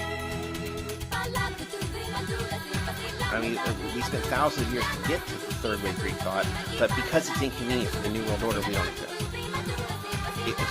And that's why I finally decided to speak up, because, I mean, I just kept hearing our lack of existence. I mean, people would insist, like, Jones would scream and yell, the longest-running empire in history is only 400 years, and we're halfway there, you know. I mean, to hear stupidity like that blew my mind. And after, like, I even got, I wrote to Daryl Bradford Smith. He, on one of his episodes, he acknowledged what I was saying. He saw the evidence, and clearly it's true. The burning of Smyrna, the tens of millions of people being killed total, including the Armenians. I mean, 5 million Armenians and 8 to 11 million of us, and we don't exist. I mean, it's just insane. And we're the most documented people. Oh, we never shut up. But we see. But the thing is, we were burned out of it a long fucking time ago, so we never bring it up because we're not. The reason the Jews bring up a situation that doesn't even exist. They did make it up, and they want to make it. It's a way they make money. It's a way they whenever they're opposed, they will bring up the Holocaust. I never bring it up. I mean, it's only because of its lack of existence, and only the reason I bring it up is because if we have any hope of beating the New World Order, it's having a plan once we get rid of them. Because there's a lot of crazy people out there who think, well, we're going to put in fascism, or they have really weird misconcepts of Christianity where they think they're going to have a theocracy, which is also going to be a total control situation. We're fighting total control. Who wants to be controlled after you've fought? I mean, I'm going to go risk my life to stop the system we have now so I can put in a top-down control system that's very similar to what we have now. Why would I do that? I want to be free. I want people to leave me the fuck alone. That's what I mean. That was why I didn't let them in to come inspect my apartment. Leave me alone. You know what I mean? They could have done that in 5 minutes, but I got a judgment against them. Leave me alone. Leave everybody alone. And see, I don't want to be left alone because I'm a nuisance. I want everyone to be left alone. It doesn't make me happy to be just, well, we've decided to leave him alone. No. I don't want to be on a special list. I want them out. Yeah. The idea that CPS makes money on stealing children and all this stuff, it just drives me nuts. That was another element of the show yesterday. But you personalize it way too much. There are a million cases there. You need to broaden the evidence because there's so much evidence there, Louis. It's not, you can't make it personal to one example. Especially when in your face is a million examples. In Florida, the state of Florida alone is a child kidnapping center. You know. Let me see what this movie's about. Which one? The Oh yeah, I went through a few movies. Yeah, I finally finished ranting. I'm gonna think about what it's about. Yeah, so to get to LA's Greek Theater, it's a theater. I guess it's not in New York. It's in Los Angeles. The Roxy is in New York, right? You live in New York. Fundraiser. Oh, now he wants to get Section 8 cartel in on this show, fucking ass. What? No, this guy, alright, this guy, I'm setting up He wants to set up a fundraiser to help with the oil spill cleanup.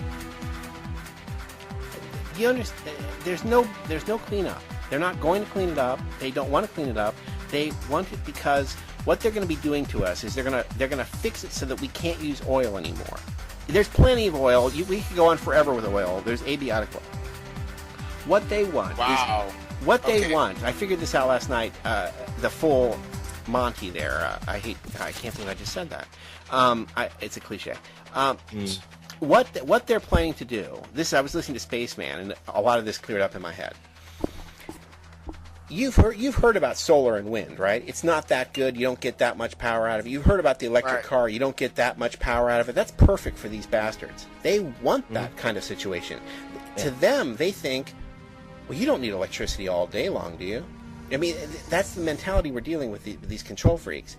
They want us to have ineffective ways of generating power so that we have to live in a radical austerity where we can't really have the refrigerator on all day because it will cost too much. We can't afford that kind of power because, well, there's not that much power anyway. See, what wind and solar is going to do for us is create the Marxist dream of limited resources. Because right now, there are no limited resources. There is enough oil where we can have our own oil well now. I mean, there's so much oil, it's frightening. Every time that Cheney would come on and Bush would talk about how we're running out of oil, the Saudi, and those are his friends, they would put out a press release in Saudi Arabia that there's plenty of oil, that they keep finding abiotic oil underneath, and there's no shortage. They are in no shortage whatsoever. All their old estimates are wrong, and they keep finding more. Why would they put out a press release like that if that was not the case? You know what I mean? And they're his friends putting this out, right? So obviously there's Prudhoe Bay. I mean, it goes on and on and on. We are no shortage of oil whatsoever. But they're going to lock that off, like they lock off all the land in the world. So we're overpopulated if there's nowhere to live. I mean, there's plenty of land. I mean, everyone can have all the land they want. But when it's all locked off by the elites, well, then we are overpopulated, if that's your technical definition. So what they're going to do now is they're going to force us into a radical environmentalism with these scares. We can't drill for oil because look what happened in the Gulf. They're going to make it so that it's so much oil in the ocean, Maggot will be able to go out and see it. You know what I mean? It'll be on the coast of Dover. Dover will be stained red with the Gulf oil. You know what I'm saying? It won't be chalk white anymore. It'll be red because that's how much oil is going to go into the ocean. They'll kill all the fish. They will let this go until we agree never to use oil again. We're going to beg them for solar and hydrogen cartridges that cost a fortune to make. And so we won't be able to afford food and the car. You know, I mean, you're not going to drive to you're going to walk, and you're going to be counting your carbon credits and paying through the nose for everything. And you won't have electricity all day long. There won't be TV all day long. There'll be TV for an hour, and it'll be a great treat for you to have electric power because you don't have an air conditioner anymore. You don't have a freezer anymore. You don't have anything. There's no store to go to. They want us to live in the wilderness with nothing, locked into these little control jobs with chips in us and stuff like that, with solar power that doesn't give shit power to us. You know what I mean? You're going to get more power with a bicycle generating it yourself than you will from solar energy, and it is that ineffective. That's what they want. That's why we have an oil spill. Did you know that all of their ideas have failed, and they keep coming up with radical ideas and whatever. None of them have any prospect of working. Well, industrial hemp is the only vibe. They will never let us have that. It's not because they don't want us to get high. It's because it necessitates the weaker and crappier fabrics from DuPont. It's DuPont that did it to us. And then we have detergents that eat the clothes so that you have to buy new. The original Levi's were made of hemp and lasted those Chinese rail workers that they were made for the rest of their natural lives. They could pass it down to their children. These hemp-based clothing, the original Levi's, lasted fucking forever. You know what I mean? Yeah. Right now, 2 washes of your jeans, of course they have to be acid washed. They come already deteriorated. They come with holes, artistic holes in them, right? They don't sell anything based on it's sturdy, thanks to that motherfucker. I'm starting to swear now. Thank you, Louis. Bernays. Freud's nephew. fixed it so that everything is about. It's not about. Products aren't sold on their worthiness and their lasting value or their quality. They're sold on you'll feel better if you get Trident, or you'll get Tic Tacs because you have horrible breath. You feel very insecure. You need Tic Tacs. That's what that's for. And you have to feel better. You buy a Mustang not because it's a quality. It's going to fall apart on the way out of the lot. You know what I mean? The bumper is going to fall off right on. The muffler is going to. Yeah. It can't be made out of quality, but you feel better. You feel better. Now I feel great. You know, it's going to die on the way out of the lot. Yeah, the used car salesman cliche, where the car falls to pieces and you just left the steering wheel. That's the new car in America. That's the new car. It's all made out of shit on purpose. Planned obsolescence, planned marketing, and then they fix it so they own everything now. Thanks to the Federal Reserve, they foreclosed on everybody. So the only people who own anything now are Masons and them and elites of all kinds and Juan Carlos of Spain and Sintra, and that's all there is. Well, you should have stuck with Ford instead of like getting stuff from Japan. It wasn't our choice. You know what I mean? If it was our choice, they don't care about. It's not like in the past they were responding. We want this, so they would deliver this. Not anymore. The customer is always wrong. Hey, that's what I learned working for Dwayne Reed. You argue with him. You know why? Fuck him. That's why. Well, yeah. The first episode of the Chappelle Show, he announced that this program will be canceled by the first commercial. You know what I mean? Yeah. He announced that if any show is any good and everybody wants to see that show, they will cancel that. You know. Yeah, that's why the Sunday show is only one episode, because everybody wants to watch it. Oh, if I actually gave you material to make the Sunday show, they would come. These other patriots would come and shoot me in the head. I wouldn't have to worry about the government. If I gave you the material that you want for the Sunday show, everyone else in the patriot movement would kill me. Yeah, but I'd be the only person left alive. You would find it very funny, I know. You would find it amusing. There'd be a show every week. You'd make even your own separate show on top of the one we do. And I would be dead. Seek! I would be long dead. Yeah, I know. I see where it's... I find it funny, too. But it's too subtle for the people. I know, but the problem is I wouldn't get to enjoy it because I'd be dead, too. They'd come and kill me. It isn't. I don't have to worry about the NWO. It's. Thank you. I'll have the whole Patriot community killing me. I know. As you know, the point of everything is like it's like Andy Kaufman or Sacha Cohen. It's only funny for him and a couple of his friends. It isn't funny for the audience. Yes. He don't matter. Right. I mean that Bruno movie was just to make him and a couple friends laugh. What? Yeah. Pitchforks. I know. It'd be like that'll be great. You'd be stuck in there. We had to live your house. Yeah. I'll be trapped in the house forever, and Maggot will have to you'd be like, the house is burning. Shut up! It's only the first 2 floors. That's right. I have a whopper of a set. I have a lot of great material for your Sunday show, but I just can't give it to you because you'll use it. Yes. If you could turn up the music real loud so you couldn't quite hear the volume, you know. Oh, all right. No. I mean him. He's trying to learn to put music behind like him. Oh, I already.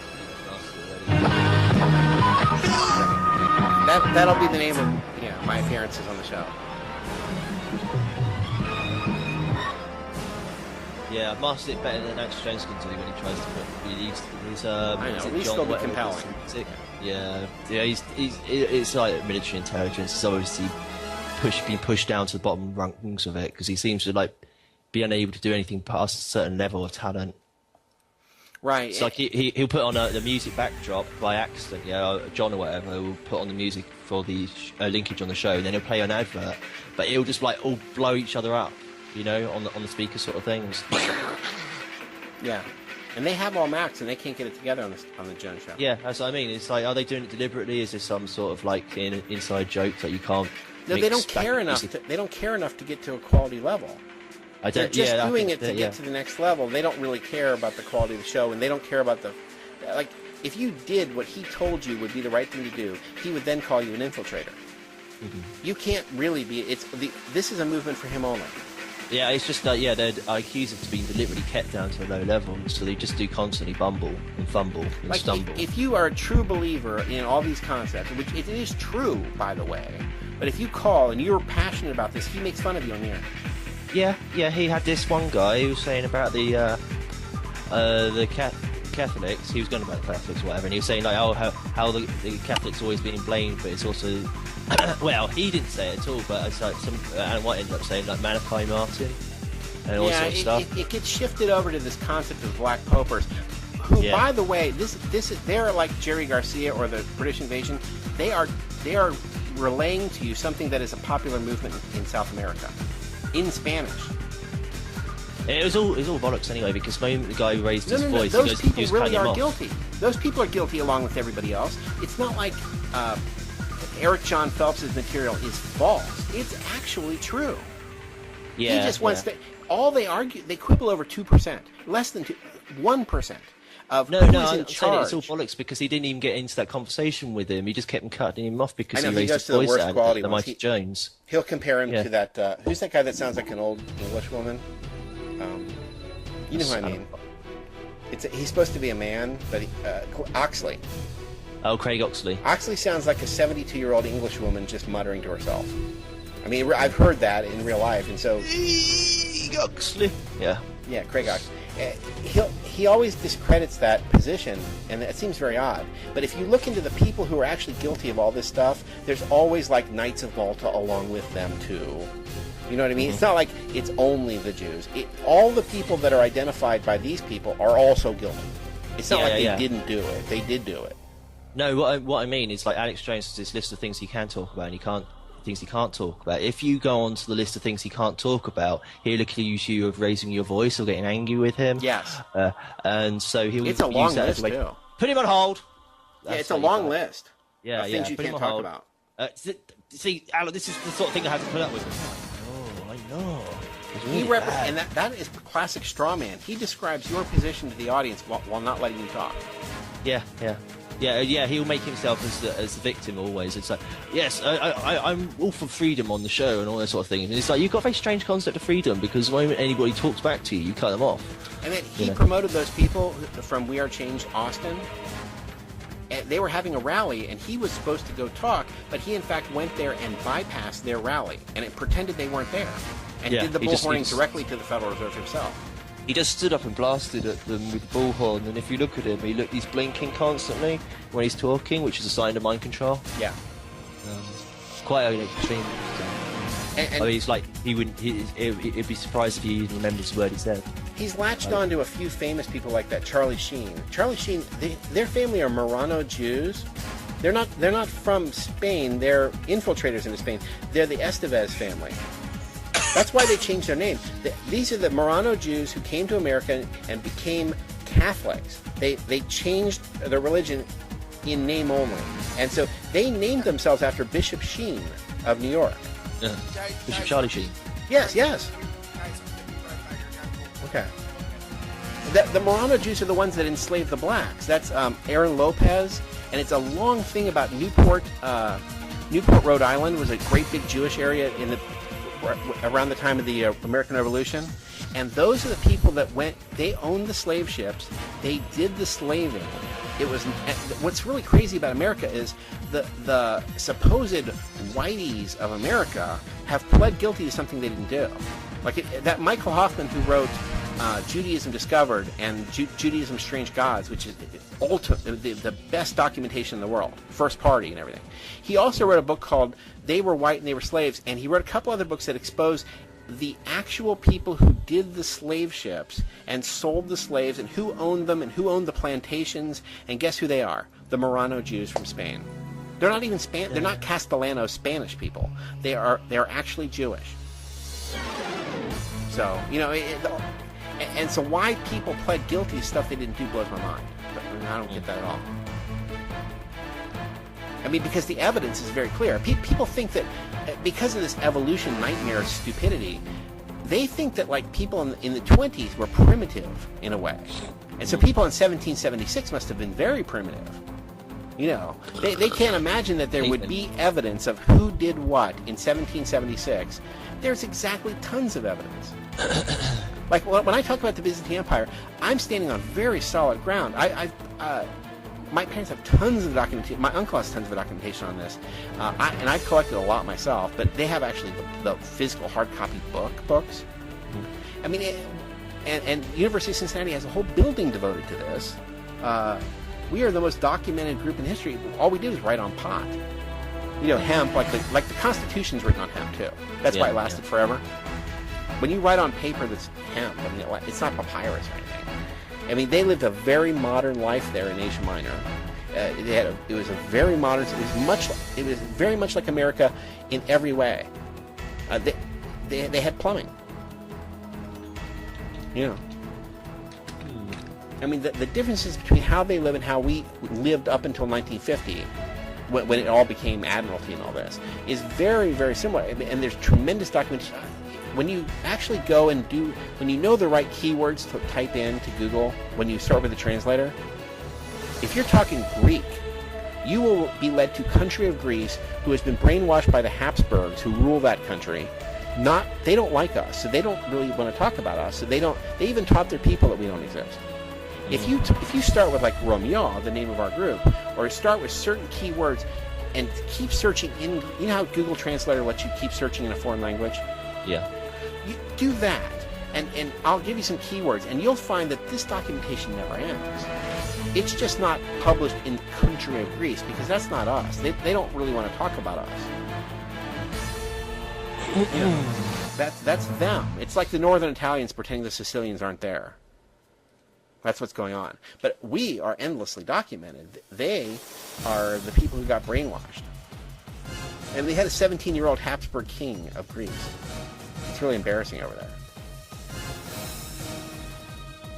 We don't even physically look alike. They all look like Gorbachev, and they're hairy, and they're everything that Louis B describes.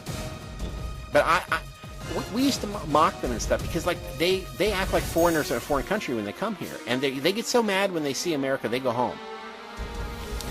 We're Americans. I speak English. Do I have an accent? None of our people have accents. Not since 1922. If you hear Greek people have accents, they are Greeks, and they're going home eventually because they like soccer. Cat Stevens is in Asia Minor. His family, instead of going to America, they probably couldn't get in. There were quota limits.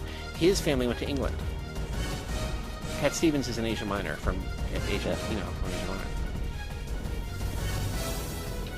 Minor. There's a lot of Byzantines there in England, and also Australia, Melbourne, Australia. There's huge, more than there are here. They actually have they maintain the music, that Rebettica, that's all underground and anti-New World Order and all that. Yeah. I don't even speak the language. I can't really understand it. I have recently I translated, like, even my cousin is the most popular Greek entertainer in the Greek language of all time. He's my second cousin, George Dalaras.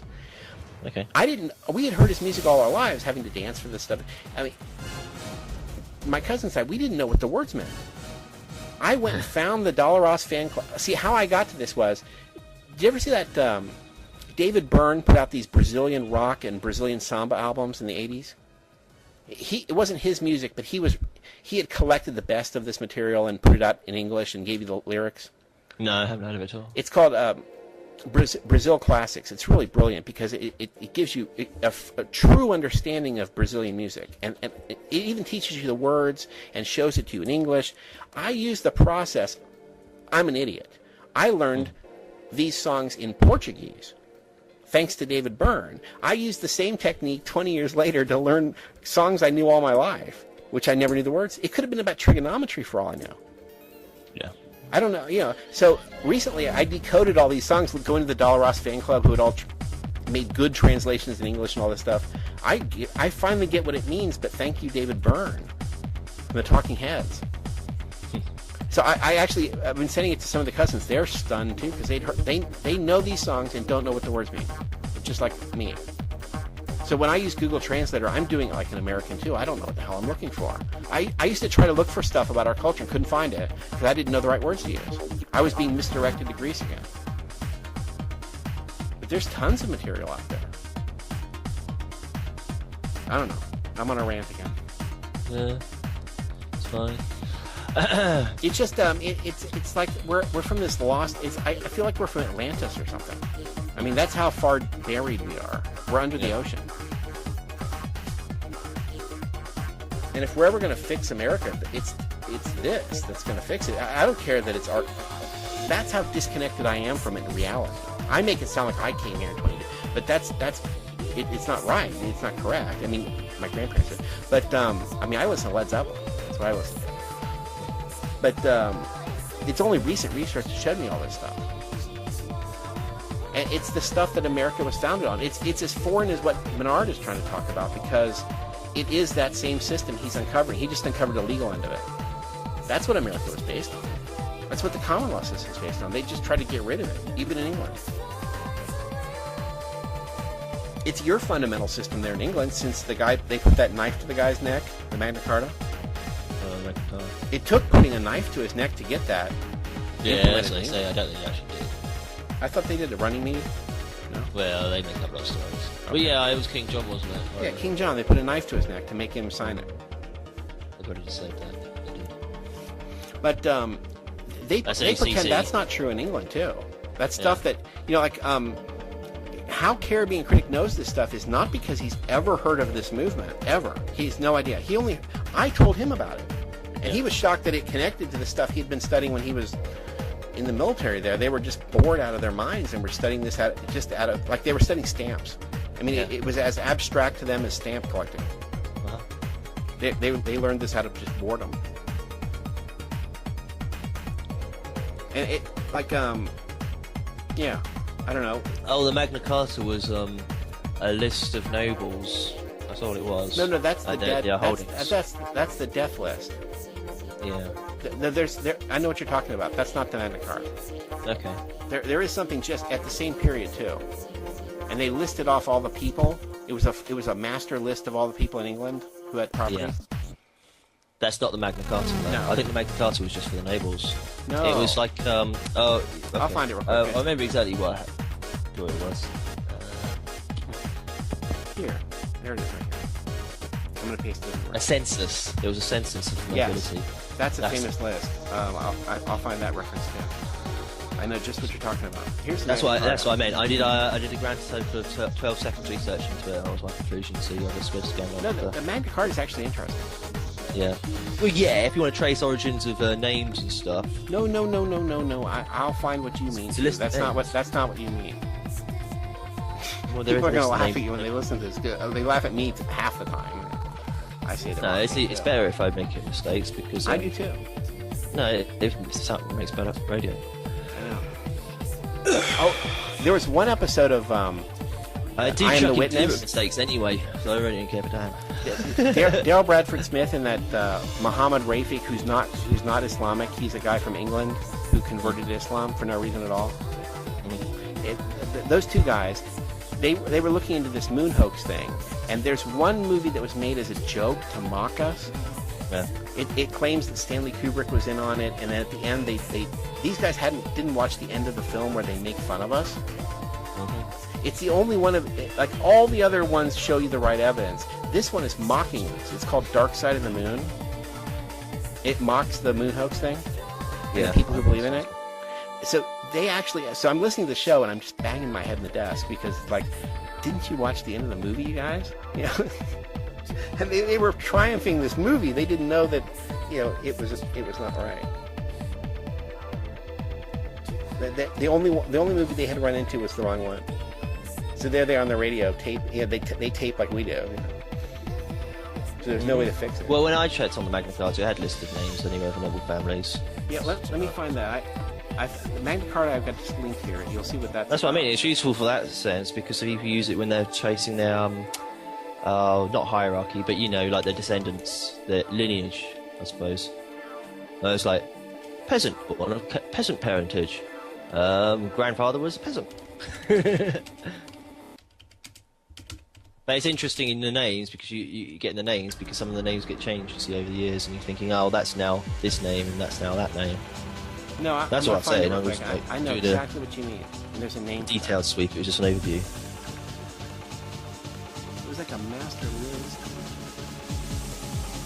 was called something like the List of the Dead or something. It's not the Book of the Dead. I mean, that's something else. But it was called something like that.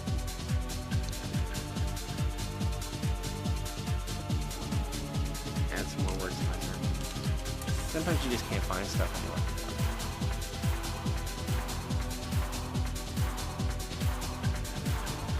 Well, maybe if I start that Maggotaur, they'll give me other links and stuff.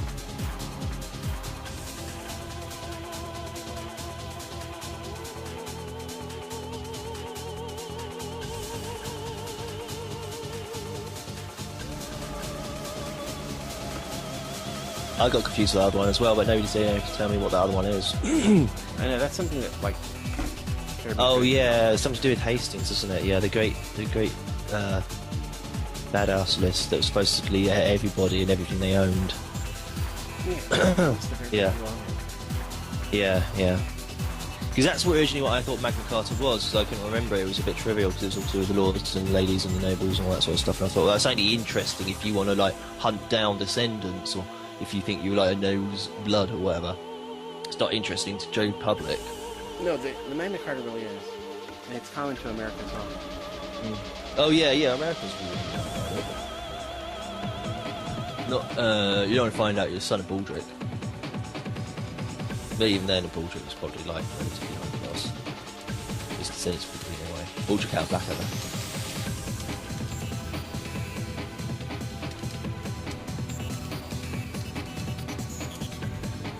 Oh, and I think Blackadder and Blackadder 3 was based on Francis Bacon. Blackadder is very bizarre and very funny. Yeah, it's a false history. They're mocking. No, it's not true. Everything happened. Some of it's true, but the way that they portray it is very bizarre. Like they managed to keep elements of it true, while the way that they act could not be right. You know, they're just similar. Yeah, I know. Because that's going to rewrite history and make it so funny though. Because in one episode he goes Bacon Drake or something. No, yeah, or some other Bacon is like he actually wrote the dictionary and he go, oh, there's always another one. So it was sort of implying that he's like pretending to be Francis Bacon in the third one. But yeah, I mean it's all totally historically accurate, and history's going to be used to confirm Adrian Edmondson's version of Blackadder. Wow. Yeah. I gotta watch it again. I've downloaded it all. I burned it and it moved on. Some stuff I know I download way more than I could possibly watch. So and I know they're gonna turn the internet off and all that stuff. Yeah. One day I will appreciate everything I downloaded. And all of it's top quality material. That's why I'm stunned at my waste. You know what I mean? How much I've wasted. Yeah. But eventually I do get to all this stuff. Should be more of an Anglophile, really, shouldn't you? I suppose. I already have too much. It's sick. Yeah. Like I studied local bands. That's really sad. Yeah. But I could, it's the 67. I know all the local bands, all the pubs they play. What was that one with the Russians are coming when the Russian invasion? That was good. You mean? I don't get time to like browse this stuff at my leisure at all. I just like look at a few minutes of a clip. SCTV or whatever. He did it's like the Motherland. He kept going about the size of the Motherland. Oh, you mean the Queen Haters? Yeah, that was part of it. Those are discs you need. I gotta send that down. The SCTV was only played in the middle of the night, and they didn't know when their stuff would ever air. So they made it. If you watch old Saturday Night Live now, it's all like you have to know who Ford's press secretary was, and I mean these are dead references. You have to have read the New York Times back then to understand the jokes now. It's not funny. SCTV didn't know when it would ever air. Like a lot of it didn't air for years, and so it's timeless material. Like they did Jane Airhead. Yeah. I mean they make you take out Jane Eyre. Yeah, stuff that because spelled EYRE. Yeah, they did made she it, do Pride and Prejudice and all that rubbish? No, I read that. Yeah, but it's more than that. They're deep references, and then they were addicted to having one character play another. Mm-hmm. So Lord Rod, she works for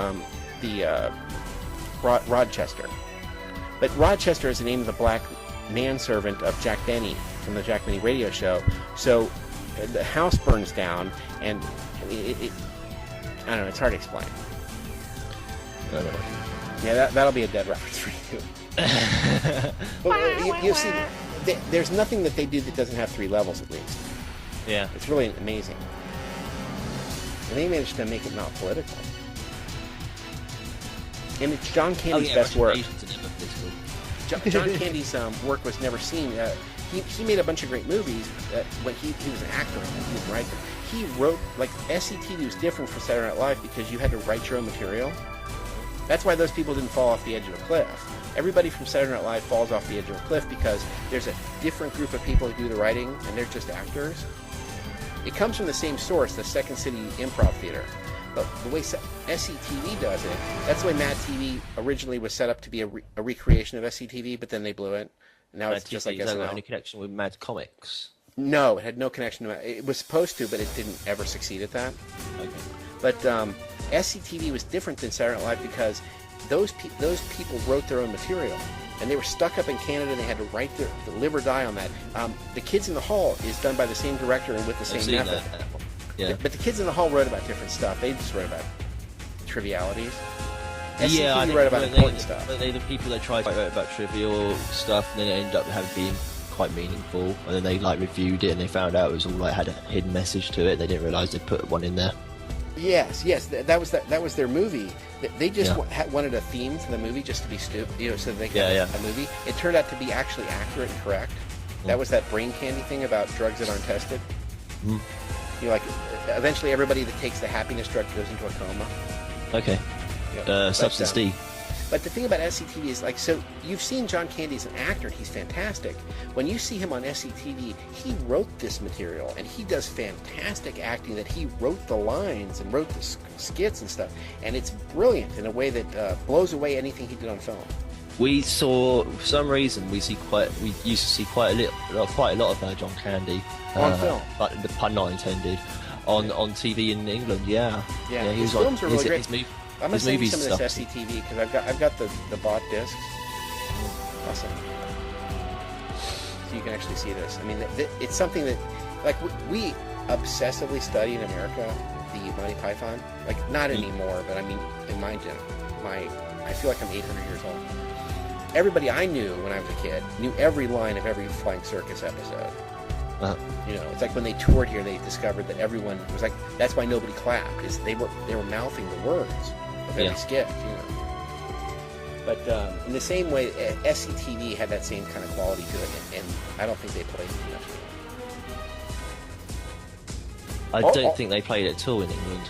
And at one point, the Canadian government had put some money into it because they're desperate for any kind of culture from Canada, which they have no personality in Canada. They don't have a culture. They're lacking a culture somehow. It's bizarre. So the Canadian government, when they put money into it, puts weird rules on it. So they force them to make Canadian content that wouldn't be shown in America. And so the guys from SCTV were so angry at this rule being put on them, they made that Great White North, and that's the only thing they ever ad-libbed on the show, and they were just being angry and they were just being stupid. And NBC needed extra material. That was the only thing that ever became famous in the mainstream in America. It was never intended to be shown in America. They showed this Great White North. It's the two guys with the toques on their heads, and they were frying Canadian bacon and drinking beers, and they talk about putting mice in the beer. Yeah. So they can get free beer. If there's a mouse in your beer, they're going to give you free beer. So how could you raise mice in the bottle? You know what I mean? So, but this was these weren't even their skits. This was the dumbest element of the show. It was just to fulfill the Canadian government's requirements. And the Canadian government rejected this. So I don't think that got shown in Canada. But because NBC was desperate to pad the show out a little bit in America, they played this. And so it backfired on the Canadian government. This mocks Canada. And they paid for it to be made. And that was the element the kids all liked, younger than me. Yeah. It was like they got the joke, and the actual serious parents didn't. But it created a wave of mocking Canada from America that never existed before. We never really mocked Canada. The idea that then later on South Park did it. South Park, yeah. But this was in the 80s, like 82. They even made a movie, that Strange Brew. Bob and Doug McKenzie. Yeah. But it's SCTV is of the same quality and power of Monty Python's Flying Circus. I mean, when you see it, you'll be stunned out of your mind. I show you little clips. It's all been excerpted in little clips. When you see it, they're 90-minute wraparounds. They're whole theme shows. They're not just one-off bits. They never made a one-off bit. Actually, I'm sorry. They had an earlier version of SCTV where they made little skits. Mm-hmm. But the famous ones are these 90-minute episodes. I remember my grandfather was dying. He had moved in with us at the end of his life, and so I'm up. Saturday Night Live ended at 1 in the morning. Yeah. So I'm like 12 years old. SCTV would start at 1 o'clock in the morning and go on till 3:30. So I'm up in the middle of the freaking night. I'm a child. Yeah. My grandfather comes downstairs. He's, what is wrong with you? That's when I started taping it. You know. Yeah. But I used to stay up in the middle of the night to watch the show. I couldn't even remember in the morning what had happened. You know. Because, I mean, I'm up at 3 in the morning. Now I'm up at 3 in the morning. It's no big deal. But then, you know, you didn't stay up in the middle of the night. There wasn't even TV in the middle of the night, really. How I got into taping was the weekend in America would be like bowling. They'd have like golf and bowling. That was your choice on Saturday afternoon. They had King of Bowling, and you'd sit there watching. I mean, I guess you guys have snooker. I mean, that's kind of just as bad. 6 hours of snooker. I mean, that's enough to kill you. But now we have that whole entertainment culture. That's been only built up in the 90s. In the 80s, there was nothing. This MTV as well. Good thing for that. I mean, in the 80s and especially the 70s, they would have that Indian card and go off the air. They'd play the flag, and then they'd show the Indian card, and then the station would go off the air. Now it never happens. It's 24-hour garbage. That's things have changed actually quite fast. I feel like I'm 800 years old. The thing is, there's all this like entertainment in the past to catch up on, but there's so much happening now. It's like not particularly clever to spend all your time watching it. Yeah, I mean, now everything's going on, but it's stuff you don't care. Yeah, that's what I mean. There's nothing really to watch on TV that's modern. Like, no series are coming out that are worth watching. So it's like, oh, okay, I'll go and watch some old stuff that I thought was maybe a bit crap when I was growing up. Well, see, now everything that we wanted to see in the past has come out with bonus tracks and whatever, and it turns out they were holding everybody back. I mean, the stuff that they would leave on the cutting room floor is brilliant stuff. It's not because the show was crap, it's because they would never put the good stuff out. Yeah. But unfortunately, you got the problem with like people being disorganized, and they would like record it on old dodgy VHS cassettes and stuff like this, and so the only version you get is the old dodgy VHS version. Oh, some of these classic jokes. There's always some idiot in America that will pay for whatever's been re-released. One guy. Yeah, but the actual original studio versions are lost or destroyed. No, I found that, like, I have the entire Woodstock now in high quality. Yeah. They only released like half. I mean, the Grateful Dead appeared and they didn't release it. The Who played Tommy? They didn't release it. Yeah, yeah. Like when they accidentally destroyed the original Apollo landings, or whatever it was. That's because I don't think they really did it. And NASA paid. They had the most expensive equipment, the Hasselblad camera. I don't think they destroyed it as much as they don't want us to see stuff. Do you know that what we saw on TV was filmed off the wall? It was projected onto the wall.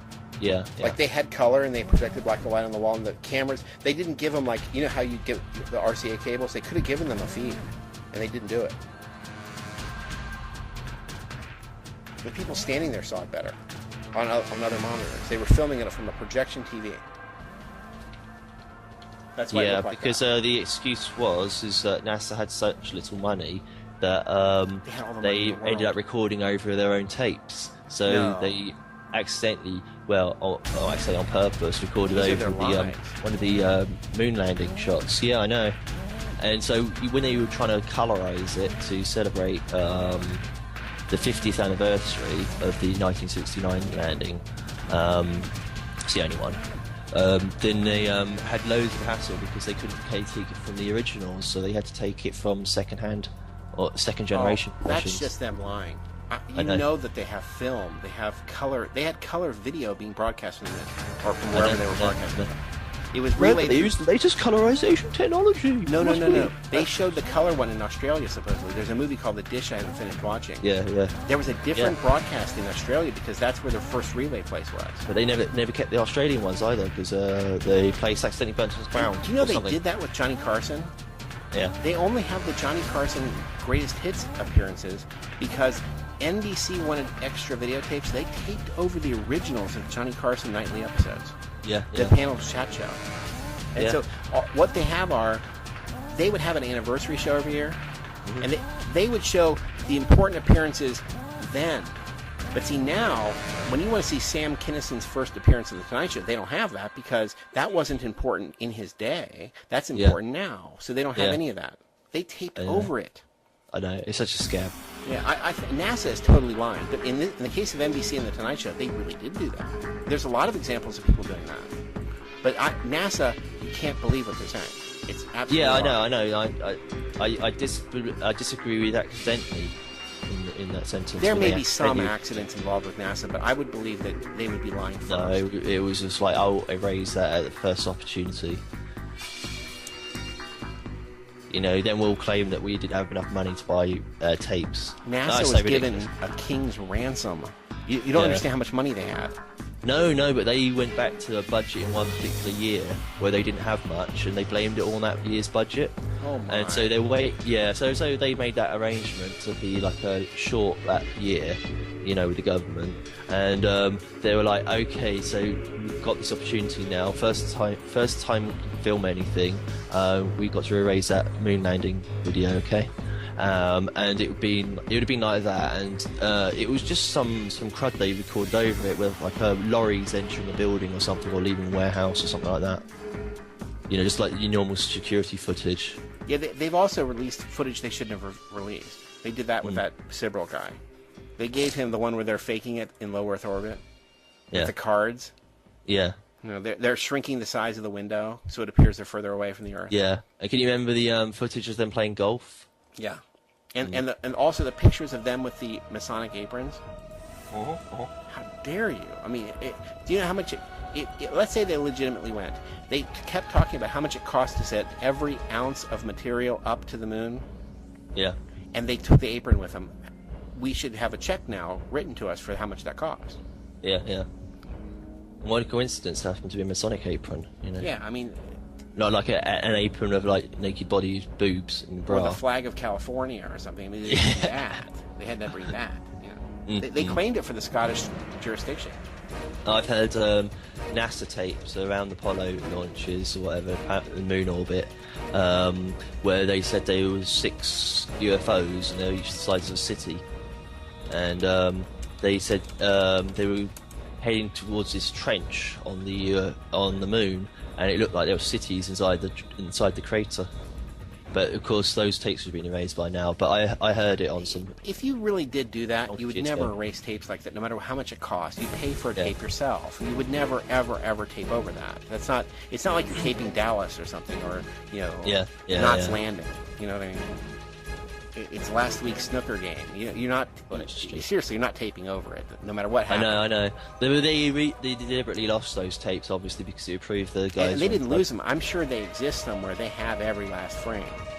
Somebody does. Yeah, when you say lose them, that means something different. You see in military things, it's like lose this guy, you know, or lose the evidence. I'm sure it's in somebody's house and lose that private. Yeah, it just means dispose of them, get rid of the evidence. Yeah, I'm sure that every frame has been preserved a million times. You know. Oh yeah, they probably got it in a secret bunker somewhere. At their own houses. I mean, since they didn't go to the moon, you can imagine the houses and cars they bought with this.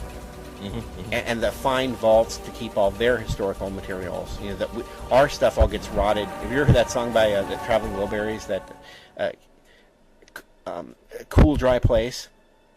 It comes from Bob Dylan and George Harrison's disgust that they'd gotten all these fine guitars from all over the world and fine equipment, and they wanted to preserve the guitar he used at the Bangladesh concert. All that stuff molded because their own employees couldn't find a way to store it correctly. You know that NASA stored everything correctly. in the most expensive possible way. Dylan couldn't get it together, but these guys did. You know they did. It costs them so much money to make those damn movies. You'd think they'd keep it somewhere, but it's not available for the public. I mean, that's the thing about...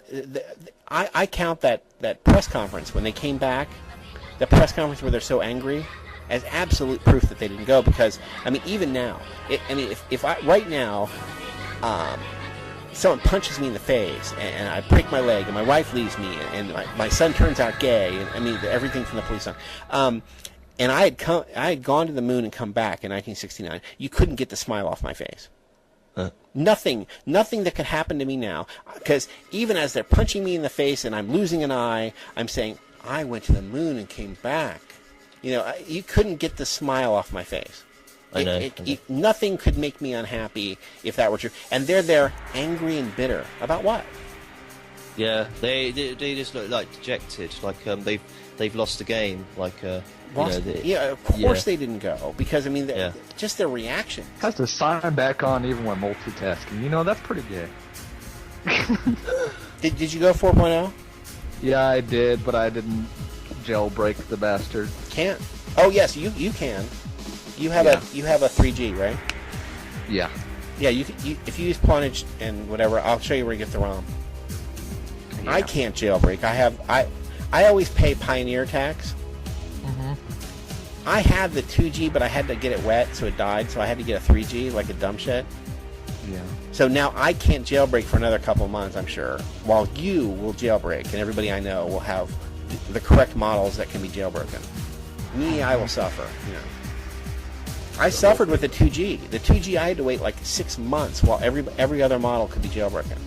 And to be able to multitask, you have to put specific things in a certain folder, and you can only multitask what's in that folder. Well, no, what's going to happen is they're going to rewrite the programs for this 4.0 operating system, and so what they tell you is only programs written for the new operating system. So I'm sure that they have a limited... because none of the programs have been rewritten, so they must have only stuff in one folder can do it. But in the near future, every program can do it all the time. Yeah, but it'll be when they re-release a new version. I didn't know how to multitask at first, and I was trying to figure that out. And what I was showed when looking at a video, to create a folder, you drag another program on top of another program, and it places them in the folder, and then you can drop other programs in that folder. But Apple cool. This is classic for Apple. They'll change the API on everybody. And so all the programs have to be rewritten to match the new API. So they always have to do proof of concept. They always have to provide a compatibility mode. So there's limited multitasking right now. But you're going to see real multitasking when these programs get updates. I'm sure it'll take months for them to rewrite their program. And Skype will always punish us. Skype wants to charge you after the end of the year. You know, there'll be a way around it. Yeah, that's gonna have to be figured out. There's no way. The agreement in last December was, okay, by public demand, we're gonna. Of course, you can. Since you're paying for the internet, you can use Skype over the internet because it's a free service on anybody's internet anywhere. No. They agreed to that, but now they've changed what they said. Now they claim, okay, we'll let you do it for free till the end of the year, and now we'll charge you for this service. No. You're paying for the internet, and you're going to pay for Skype too? No. That's ridiculous. They're going to make you pay for Skype? Yeah, that's what they plan to do. If you're going to use 3G, it's such a threat to AT&T, and this is ridiculous. It's a petty situation.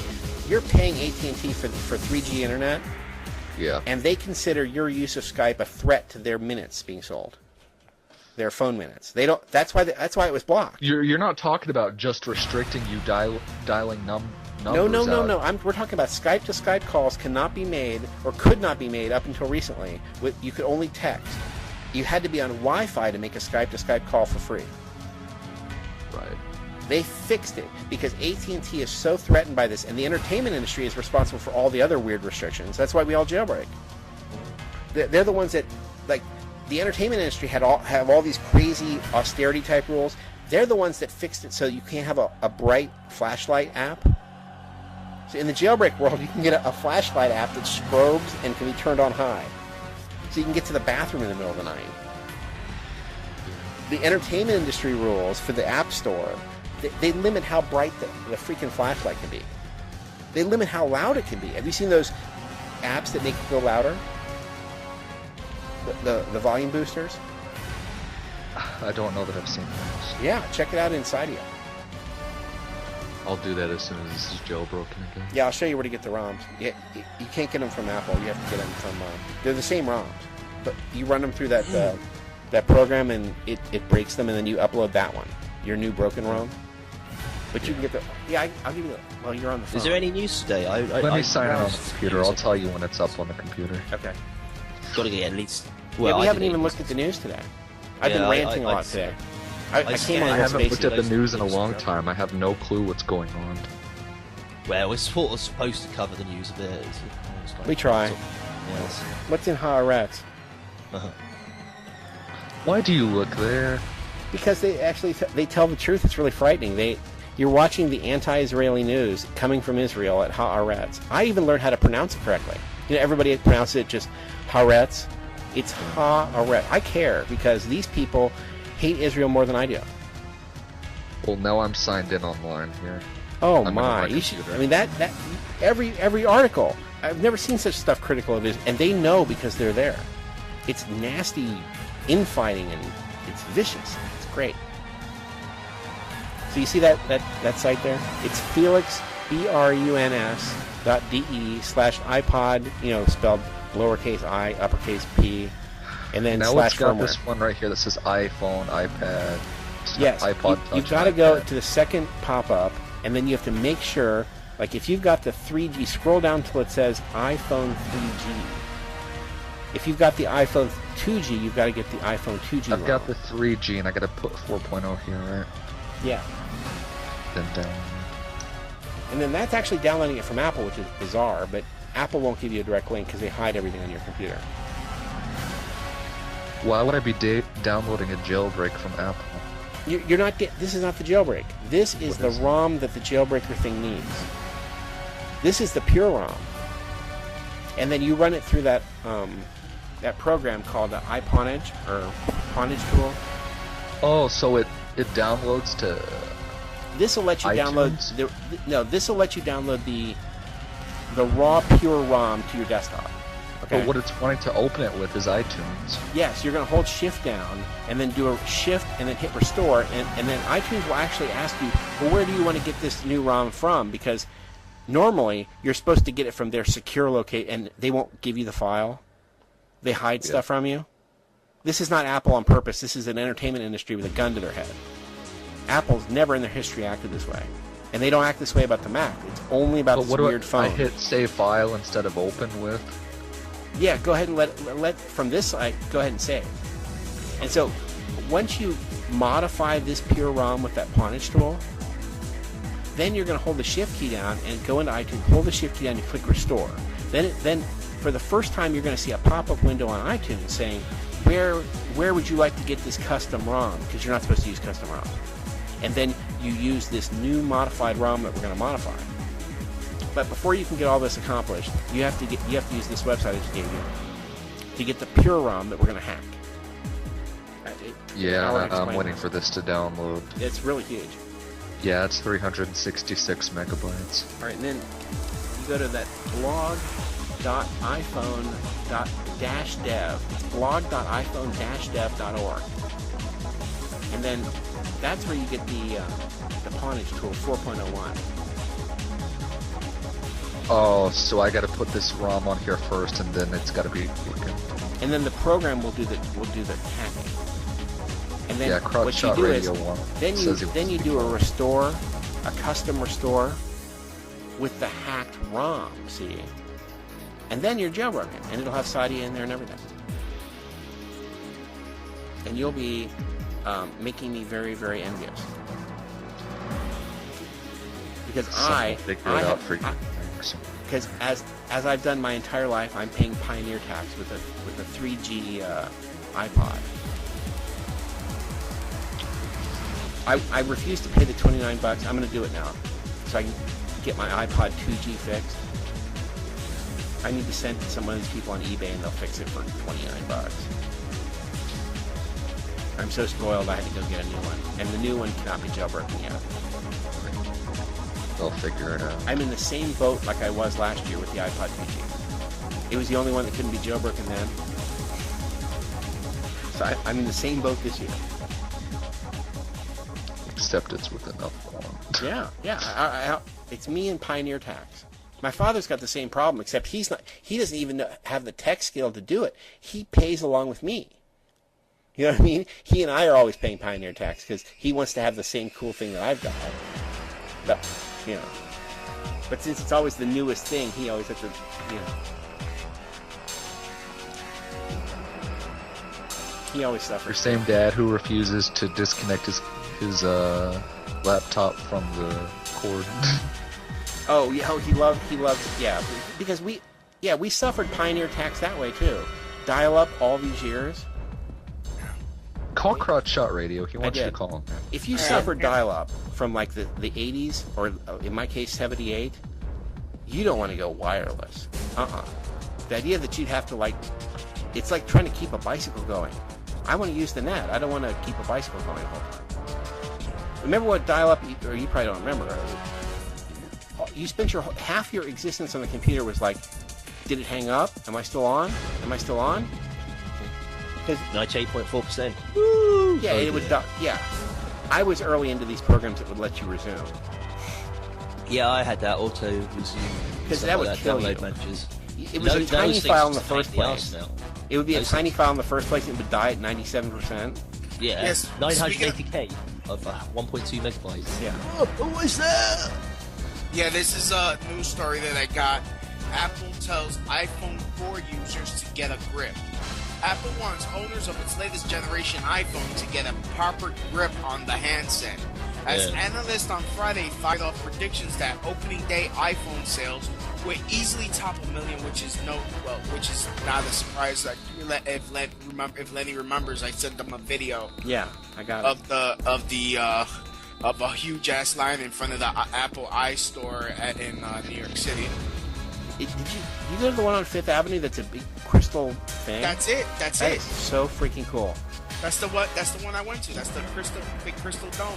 They've got an underground area because how can you have a confidential office when you can see through the building? Yeah. It looks like Superman's Fortress of Solitude or something. You can see all the way through. Yeah. Apple dismissed complaints that cupping the smartphones in a way that covered the lower left corner cut signal strength. All phones have sensitive areas. Apple chief executive Steve Jobs was quoted as telling technology-focused Ars Technica website in an email, "Just avoid holding it in this way." Aspiring iPhone 4U owners swarmed Apple stores in Europe, Japan, and the United States on Thursday in a launch that rivaled the release of the first iPhone by the culture-changing California firm. So, some new iPhone 4U owners discovered that holding their new smartphones so that their palms covered the lower... Well, have you seen the new phone? It's not like the iPod or the old phone, because you can't have a case for this phone. You can only have the band around the edge of it. Both sides do something now.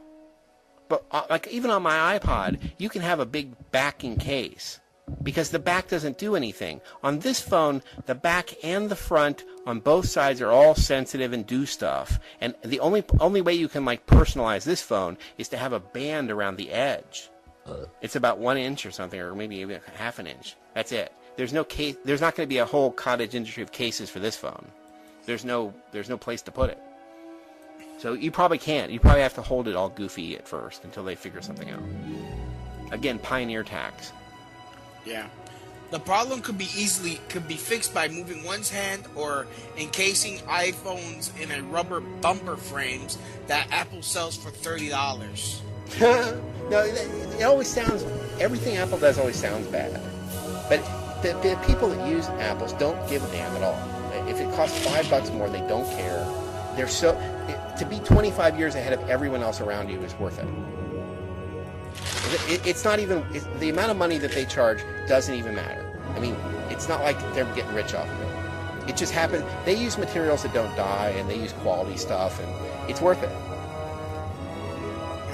Like my father and I went downstairs in his office, in his storage. We plugged in some Mac Pluses, and it goes ding, and it works still because it's made of quality. You can't do that with a PC from '84.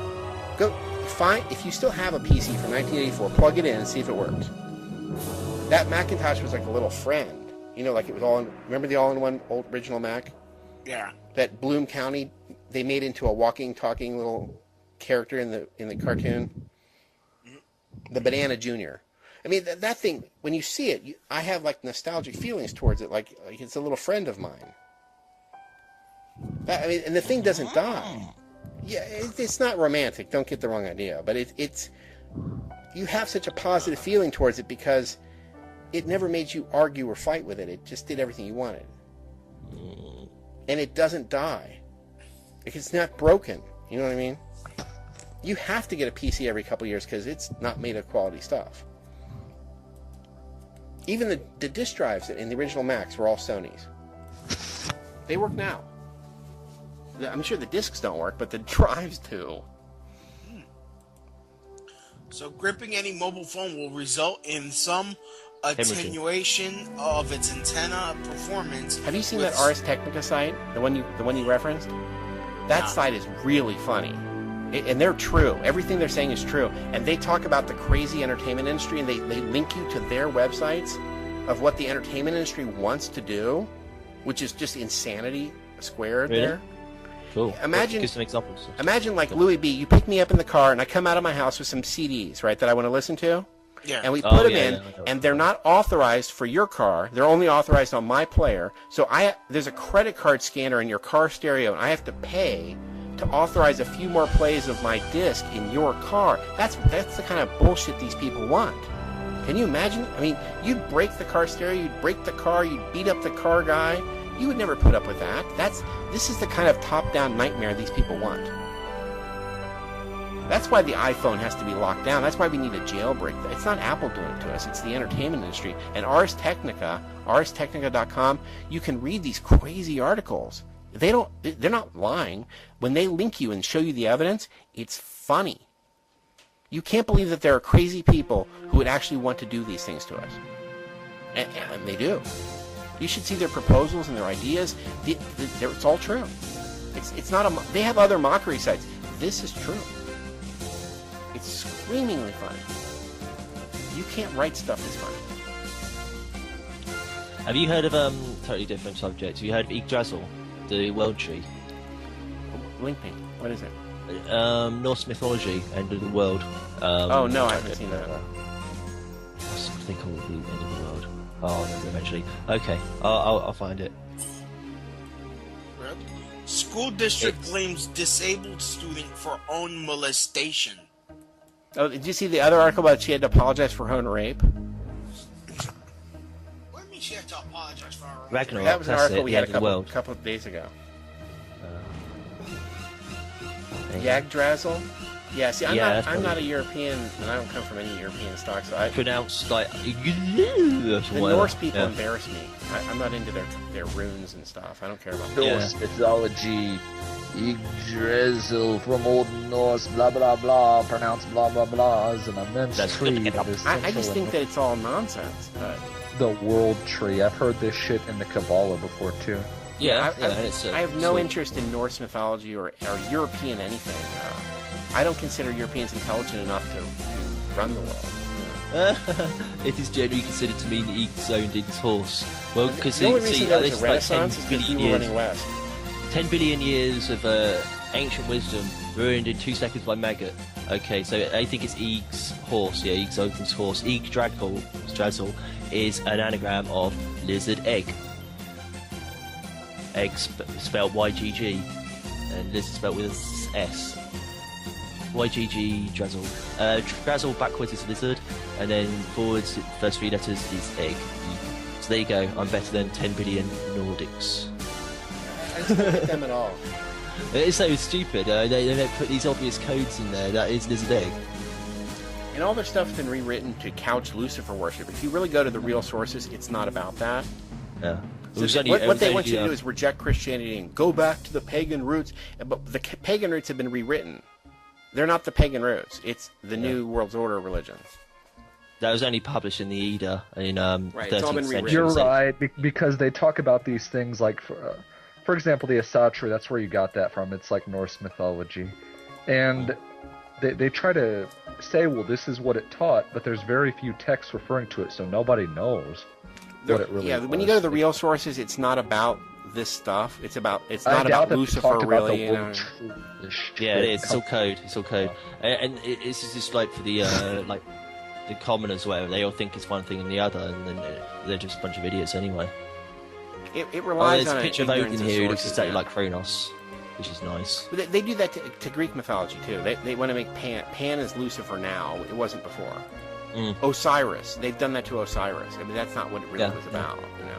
That was just like really basic bit of decryption I did on the word, you see, and just like, so I've somehow connected the modern English language with 13th century Nordic language. Oh, strange how I did that.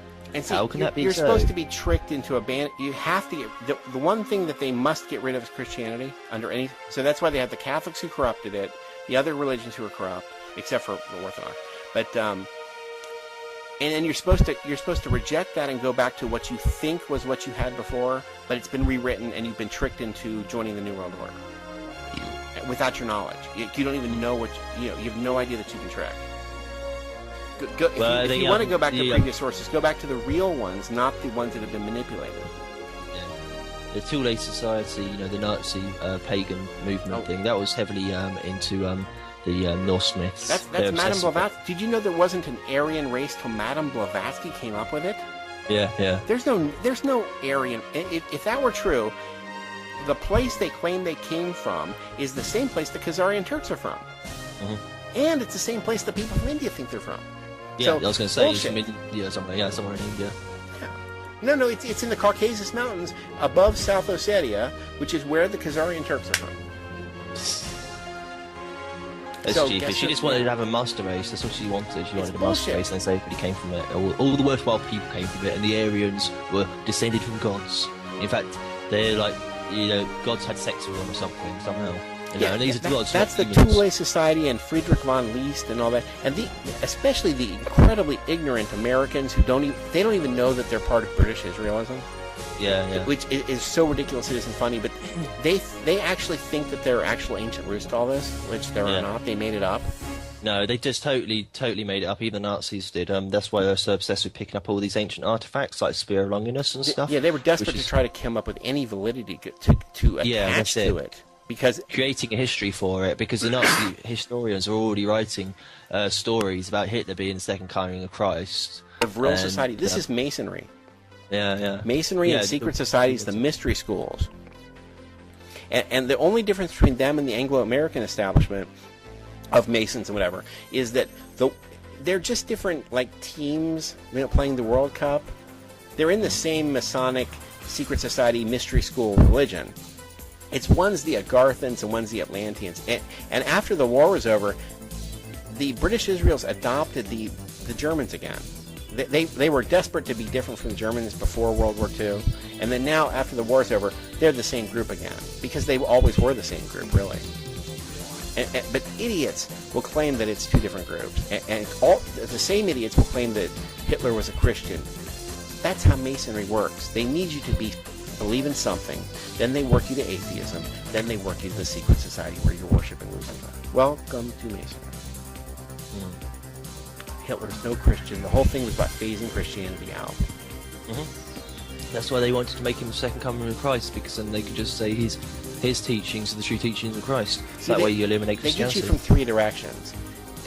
You're supposed to either believe in the corrupted Christianity of the Catholic and post-Catholic religions, which are owned, or you're going to give up on Christianity and go to the corrupted things you didn't have before, or you're going to join. Well, your neo-paganism thing. Yeah, but in any one of these three situations, the one thing that they must get rid of is actual Christianity. I've dealt with neo-paganism before, and I got into it a little, and all it is you go to all these supposed different traditions, and magically, guess what? They're all the same. They are all the same.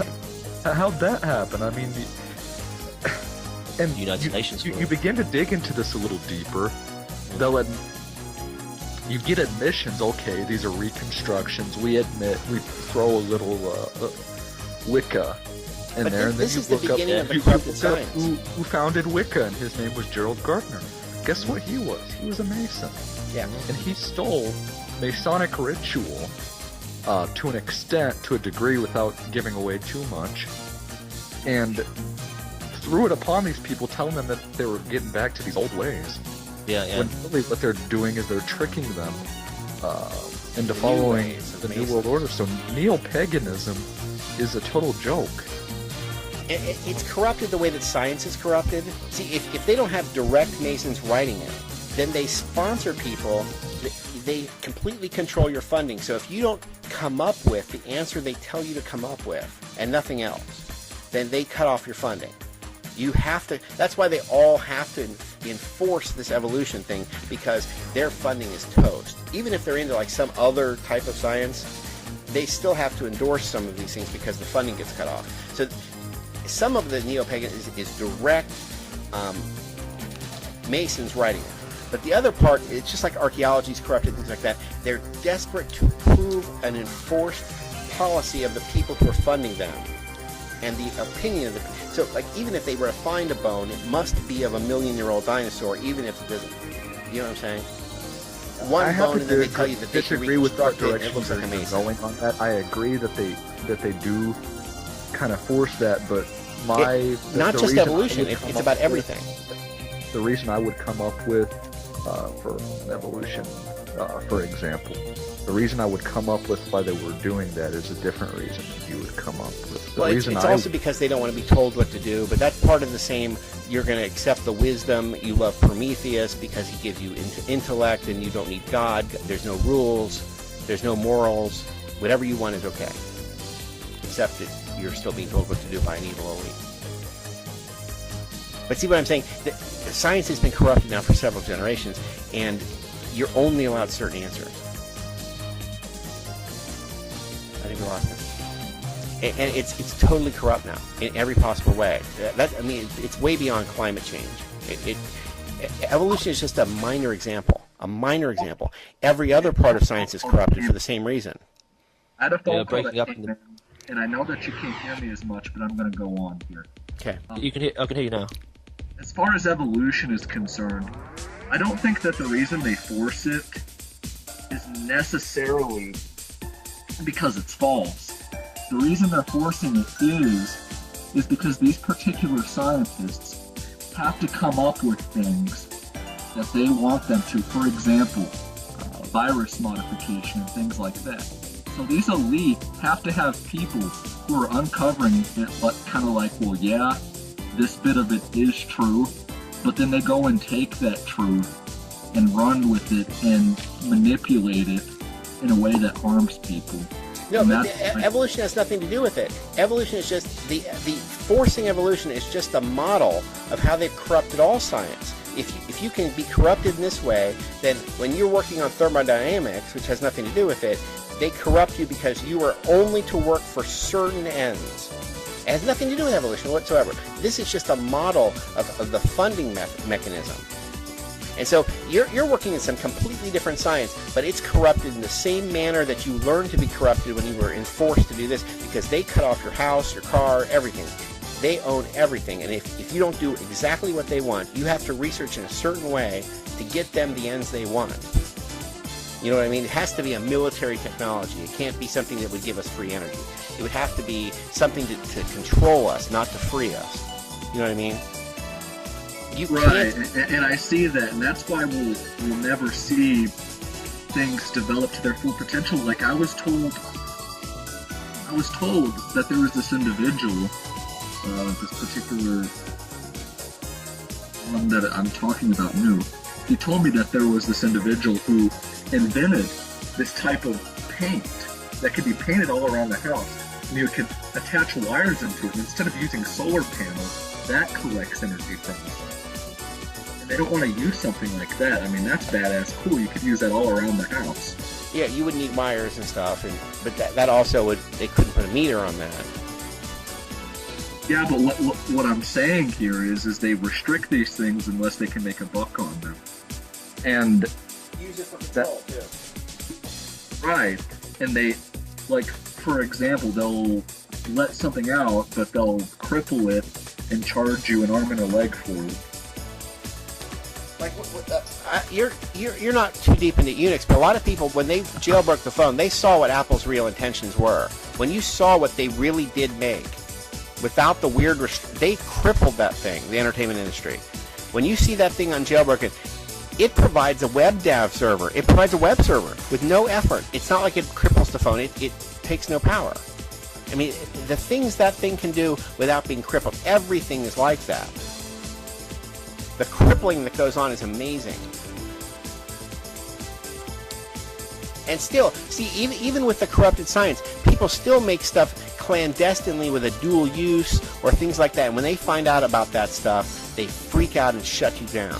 What do I do with this restore thing right here that I downloaded? What? Did you get the Pawnage Tool 4.0? 01? I did not get the Pawnage Tool. I got the first link you gave me. I downloaded. Okay, I'll get it and then I'll send it. It's very tiny. I'll download it and I'll send it to you. You have what to do use I do with this thing first? You have to use the tool to modify this ROM you just downloaded. Okay.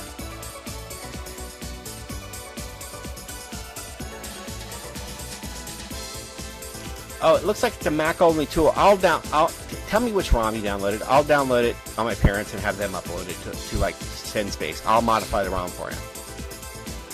You have to find somebody with a Mac. I'll do it for you. I downloaded. I mean, what are you? You downloaded iPhone 3G 8A 293. Okay. My parents have really fast internet. I'll make it up. They have machines in the basement. We keep all our old machines. We use them as servers. Wow. Just for, it provides mail and instant messaging that isn't, like, they make it so that you have to depend on their stuff all the time. Like, so that they can watch you and keep, so we have secure instant messaging in the family and stuff like that. SSL. I'm sure it's all backdoored, who knows. But Mac OS X server is really cool. It makes it so that you don't have to depend on Google for mail. You don't have to depend on Google for instant messaging or AOL. Yeah. Efstantios, how do you snag video from a site? Depends what if it's easy to get the Google and the the YouTube. Yeah. What if it's just on another website like Gawker? Depends. Sometimes you can get it. There are special plugins that help with that and special scripts. Now that you have Grease Monkey, you can go to userscripts.org. There's a lot of great scripts that are custom for each of those sites. Those scripts only get activated when you go to the right site. Like for example, YouTube Enhancer only works when you go to YouTube. It doesn't even show up when you go to the wrong URL. So there are ones that you can get if you love ones from Gawker. I bet type in Gawker over at user scripts, and without having to install another plugin, I bet you can find a script just for that site. Like the problem is now they have this special tag called the video tag. It doesn't do an embed. It allows the bypassing of this stuff so that sometimes you have to go in with that. You can creatively use AdBlock Plus to block the video tag. Like AdBlock Plus, you have a free subscription to the thing that blocks the ads, but you can also use it yourself to block certain URLs and certain styles of URLs, just your own custom way. And there are some secret little things you can do to kill a video tag, and then you can still steal the videos. Okay. Like that's a stupid answer, and it's too complicated, but I can show you why that's correct. But the best bet in a real hurry, I would check userscripts.org. And yeah, I'm there. I'm looking. I would worry that stuff could be corrupted on us. Don't 100% trust that like it's God's will or something. You got to realize they're just other people, and the bad guys could write scripts too. Like the idea that it's possible for us to be screwed over by user scripts. There's nobody checking. There's nobody checking. Yeah, because I'm trying to snag this video from Gawker.com because there's a good article, but shit. You know what I mean? Yeah. Pain in the ass.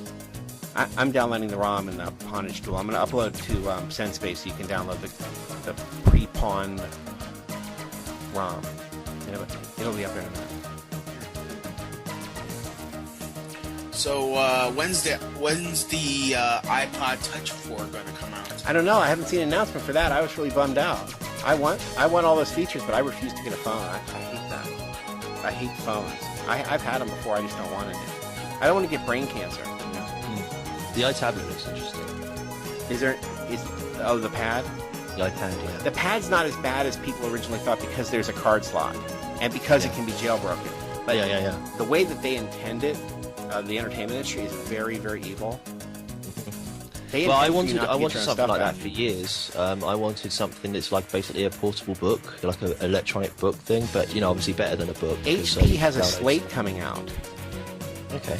And they've checked the specs of the Slate, and they predict in advance that is going to be you could run Mac on it. The Slate is also and also Dell is coming out with one, but the Slate may be already out. When I checked last, the Slate still wasn't out yet. They saw it at that one trade show. There was a lot of reporting on it. People check the specs, and the hardware inside the Slate is the same kind that can be easily flipped to Mac. My question is, how come if Apple's doing so well with high-quality products, how come other companies haven't followed suit? That's the conspiracy factor. These are people, the entertainment industry, the Jews that run the media. There are also other people in the same elite that run the media who are not Jewish, by the way. Honestly, it's the elite, really. It's easy to tag them as Jews. There are other people too. Okay, so beyond that, the kind of mentality of the New World Order, they don't make anything. They take from I see why they just let Apple run free. And nobody breaks the big restriction. Everything is held back 14 years, and now sometimes between 14 and 25 years. But nobody breaks the 14-year barrier. And you would think that just for the money, one of these people would break the rule. Just put out a product that's a little better, because the stuff's out there. Go ahead and use it. No, they don't. And it's really crazy why they wouldn't. Yeah. Why wouldn't you? Yeah. Because in the 80s, you'd have Clive Sinclair or something bring out his own version of it, and it'd be half the price. I mean, the same hardware, the same parts, they all go from the same pool of parts. That's why Dell is no different from HP, which is no different from, you know what I'm saying? They all source from the same factories, yeah. You wonder why there is no differentiation. Why is another computer company not winning? They don't. And it's by agreement. Yeah, Sonics. I mean, the idea that, I was stupid in the old days. I used to pull out the Macworld magazine like all my friends, and we'd pull it out. It would be 14 years old. Whatever was on the cover would be just being introduced for the PC. It'd be on the cover of PC Week. And you'd think, and so stupidly, I used to think, wow, they're all so inept that they're all exactly 14 years back. That's amazing. No, come on. I was an idiot. How could I not know that? I didn't know there was a worldwide conspiracy that these people act in concert, that they're all Masons. That thought never occurred to me. That would seem crazy to me, Yeah, it's to keep all the intelligent people, over in the UK in particular, from actually being able to do much. They've really crippled the UK with computers. I mean, they never. It's always forever to get the Apple stuff, and they always act like you're always Apple's fighting bad. the machine. You're fighting the fighting the computer.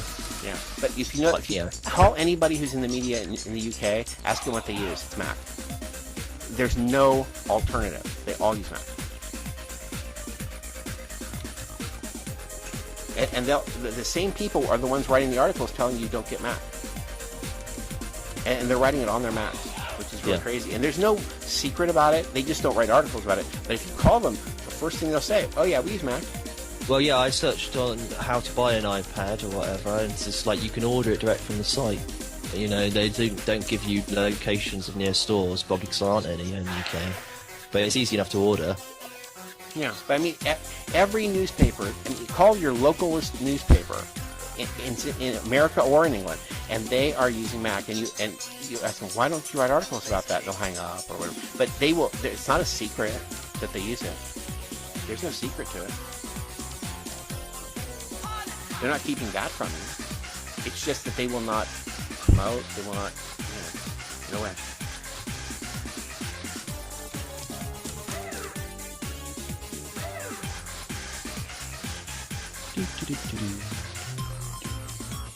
That's 3:59. Should we shut the show down? Then we can talk about real stuff that these people can't hear. Yes. The secret part of the show can happen now. Because we have a more fun show that, that you peons can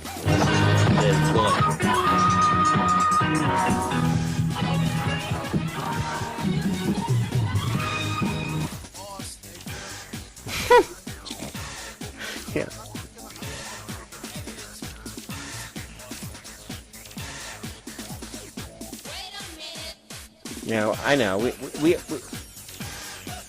We're gonna get it together one day. We'll promote the show correctly. It'll be our last show, but we'll correctly promote it. We'll be on Shoutcast. We'll be on everything. By the time we finally get it together, I'm sure we'll be putting hijack GCN or whatever our exchange is on. That'd be funny. Mm-hmm. So here we think he'll be doing his amazingly crap show, and it would be us instead. We're just failing. It'll be like and then we'll just get basically say nobody can actually hear you at the end of the show. We'll record his response to it. And we don't even announce the titles, right? We let Don do that. If Don doesn't do it, we don't announce that. Anyway, our podcast is at tinyurl.com/WFS podcast. And if you want to learn more about Maggot, go to tinyurl.com/mymaggot. That is the silliest thing. Say his name on TV. It's better than what's on TV. Yeah.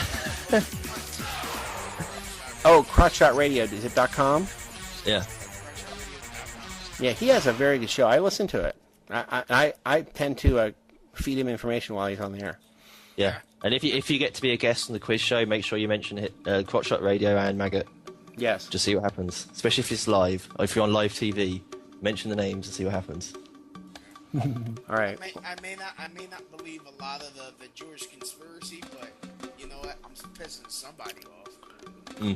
No, don't do it to piss people off. I wouldn't even talk about it until you finish doing the research, because it is true. But there are also other groups who are equally guilty. It's just that there's several groups and they all hate each other. That's just one of several the Jews groups. at the top. That's why you get so many times the fingers pointing at the Jews, is because a lot of the elite don't like the Jews. Right. It's not that difficult. It's like the unpopular people at school sort of thing, It's why the Luciferians would love to have you find out all about the Satanists, because the Satanists don't know anything, and they look real bad anyway. Yeah. But it also misdirects you. Like, you'd never know Anne Murray was the bad guy and not Led Zeppelin. You know what I mean? Where would you guess that? And the kind of people who want the censorship of the music listen to Anne Murray in the first place. So they're listening to the worst music, censoring stuff that has nothing in it. Yeah, a lot of the elite would want you to eliminate the Jews, because obviously then they can take over their businesses and carry on with their At the end, the other elites who are also super wealthy and who are also into banking or whatever would love to undercut the Jews, and the Jews would love to undercut them, and the UN people would love to undercut the other two groups. It's dog eat dog. Right. They all hate each other, and the thing is, if these people were allowed to win, let's say they got an 85% population reduction, they would then kill each other and there'd be no humans left. They're too stupid to win. Yeah. We can't let them win because there would be no humans left.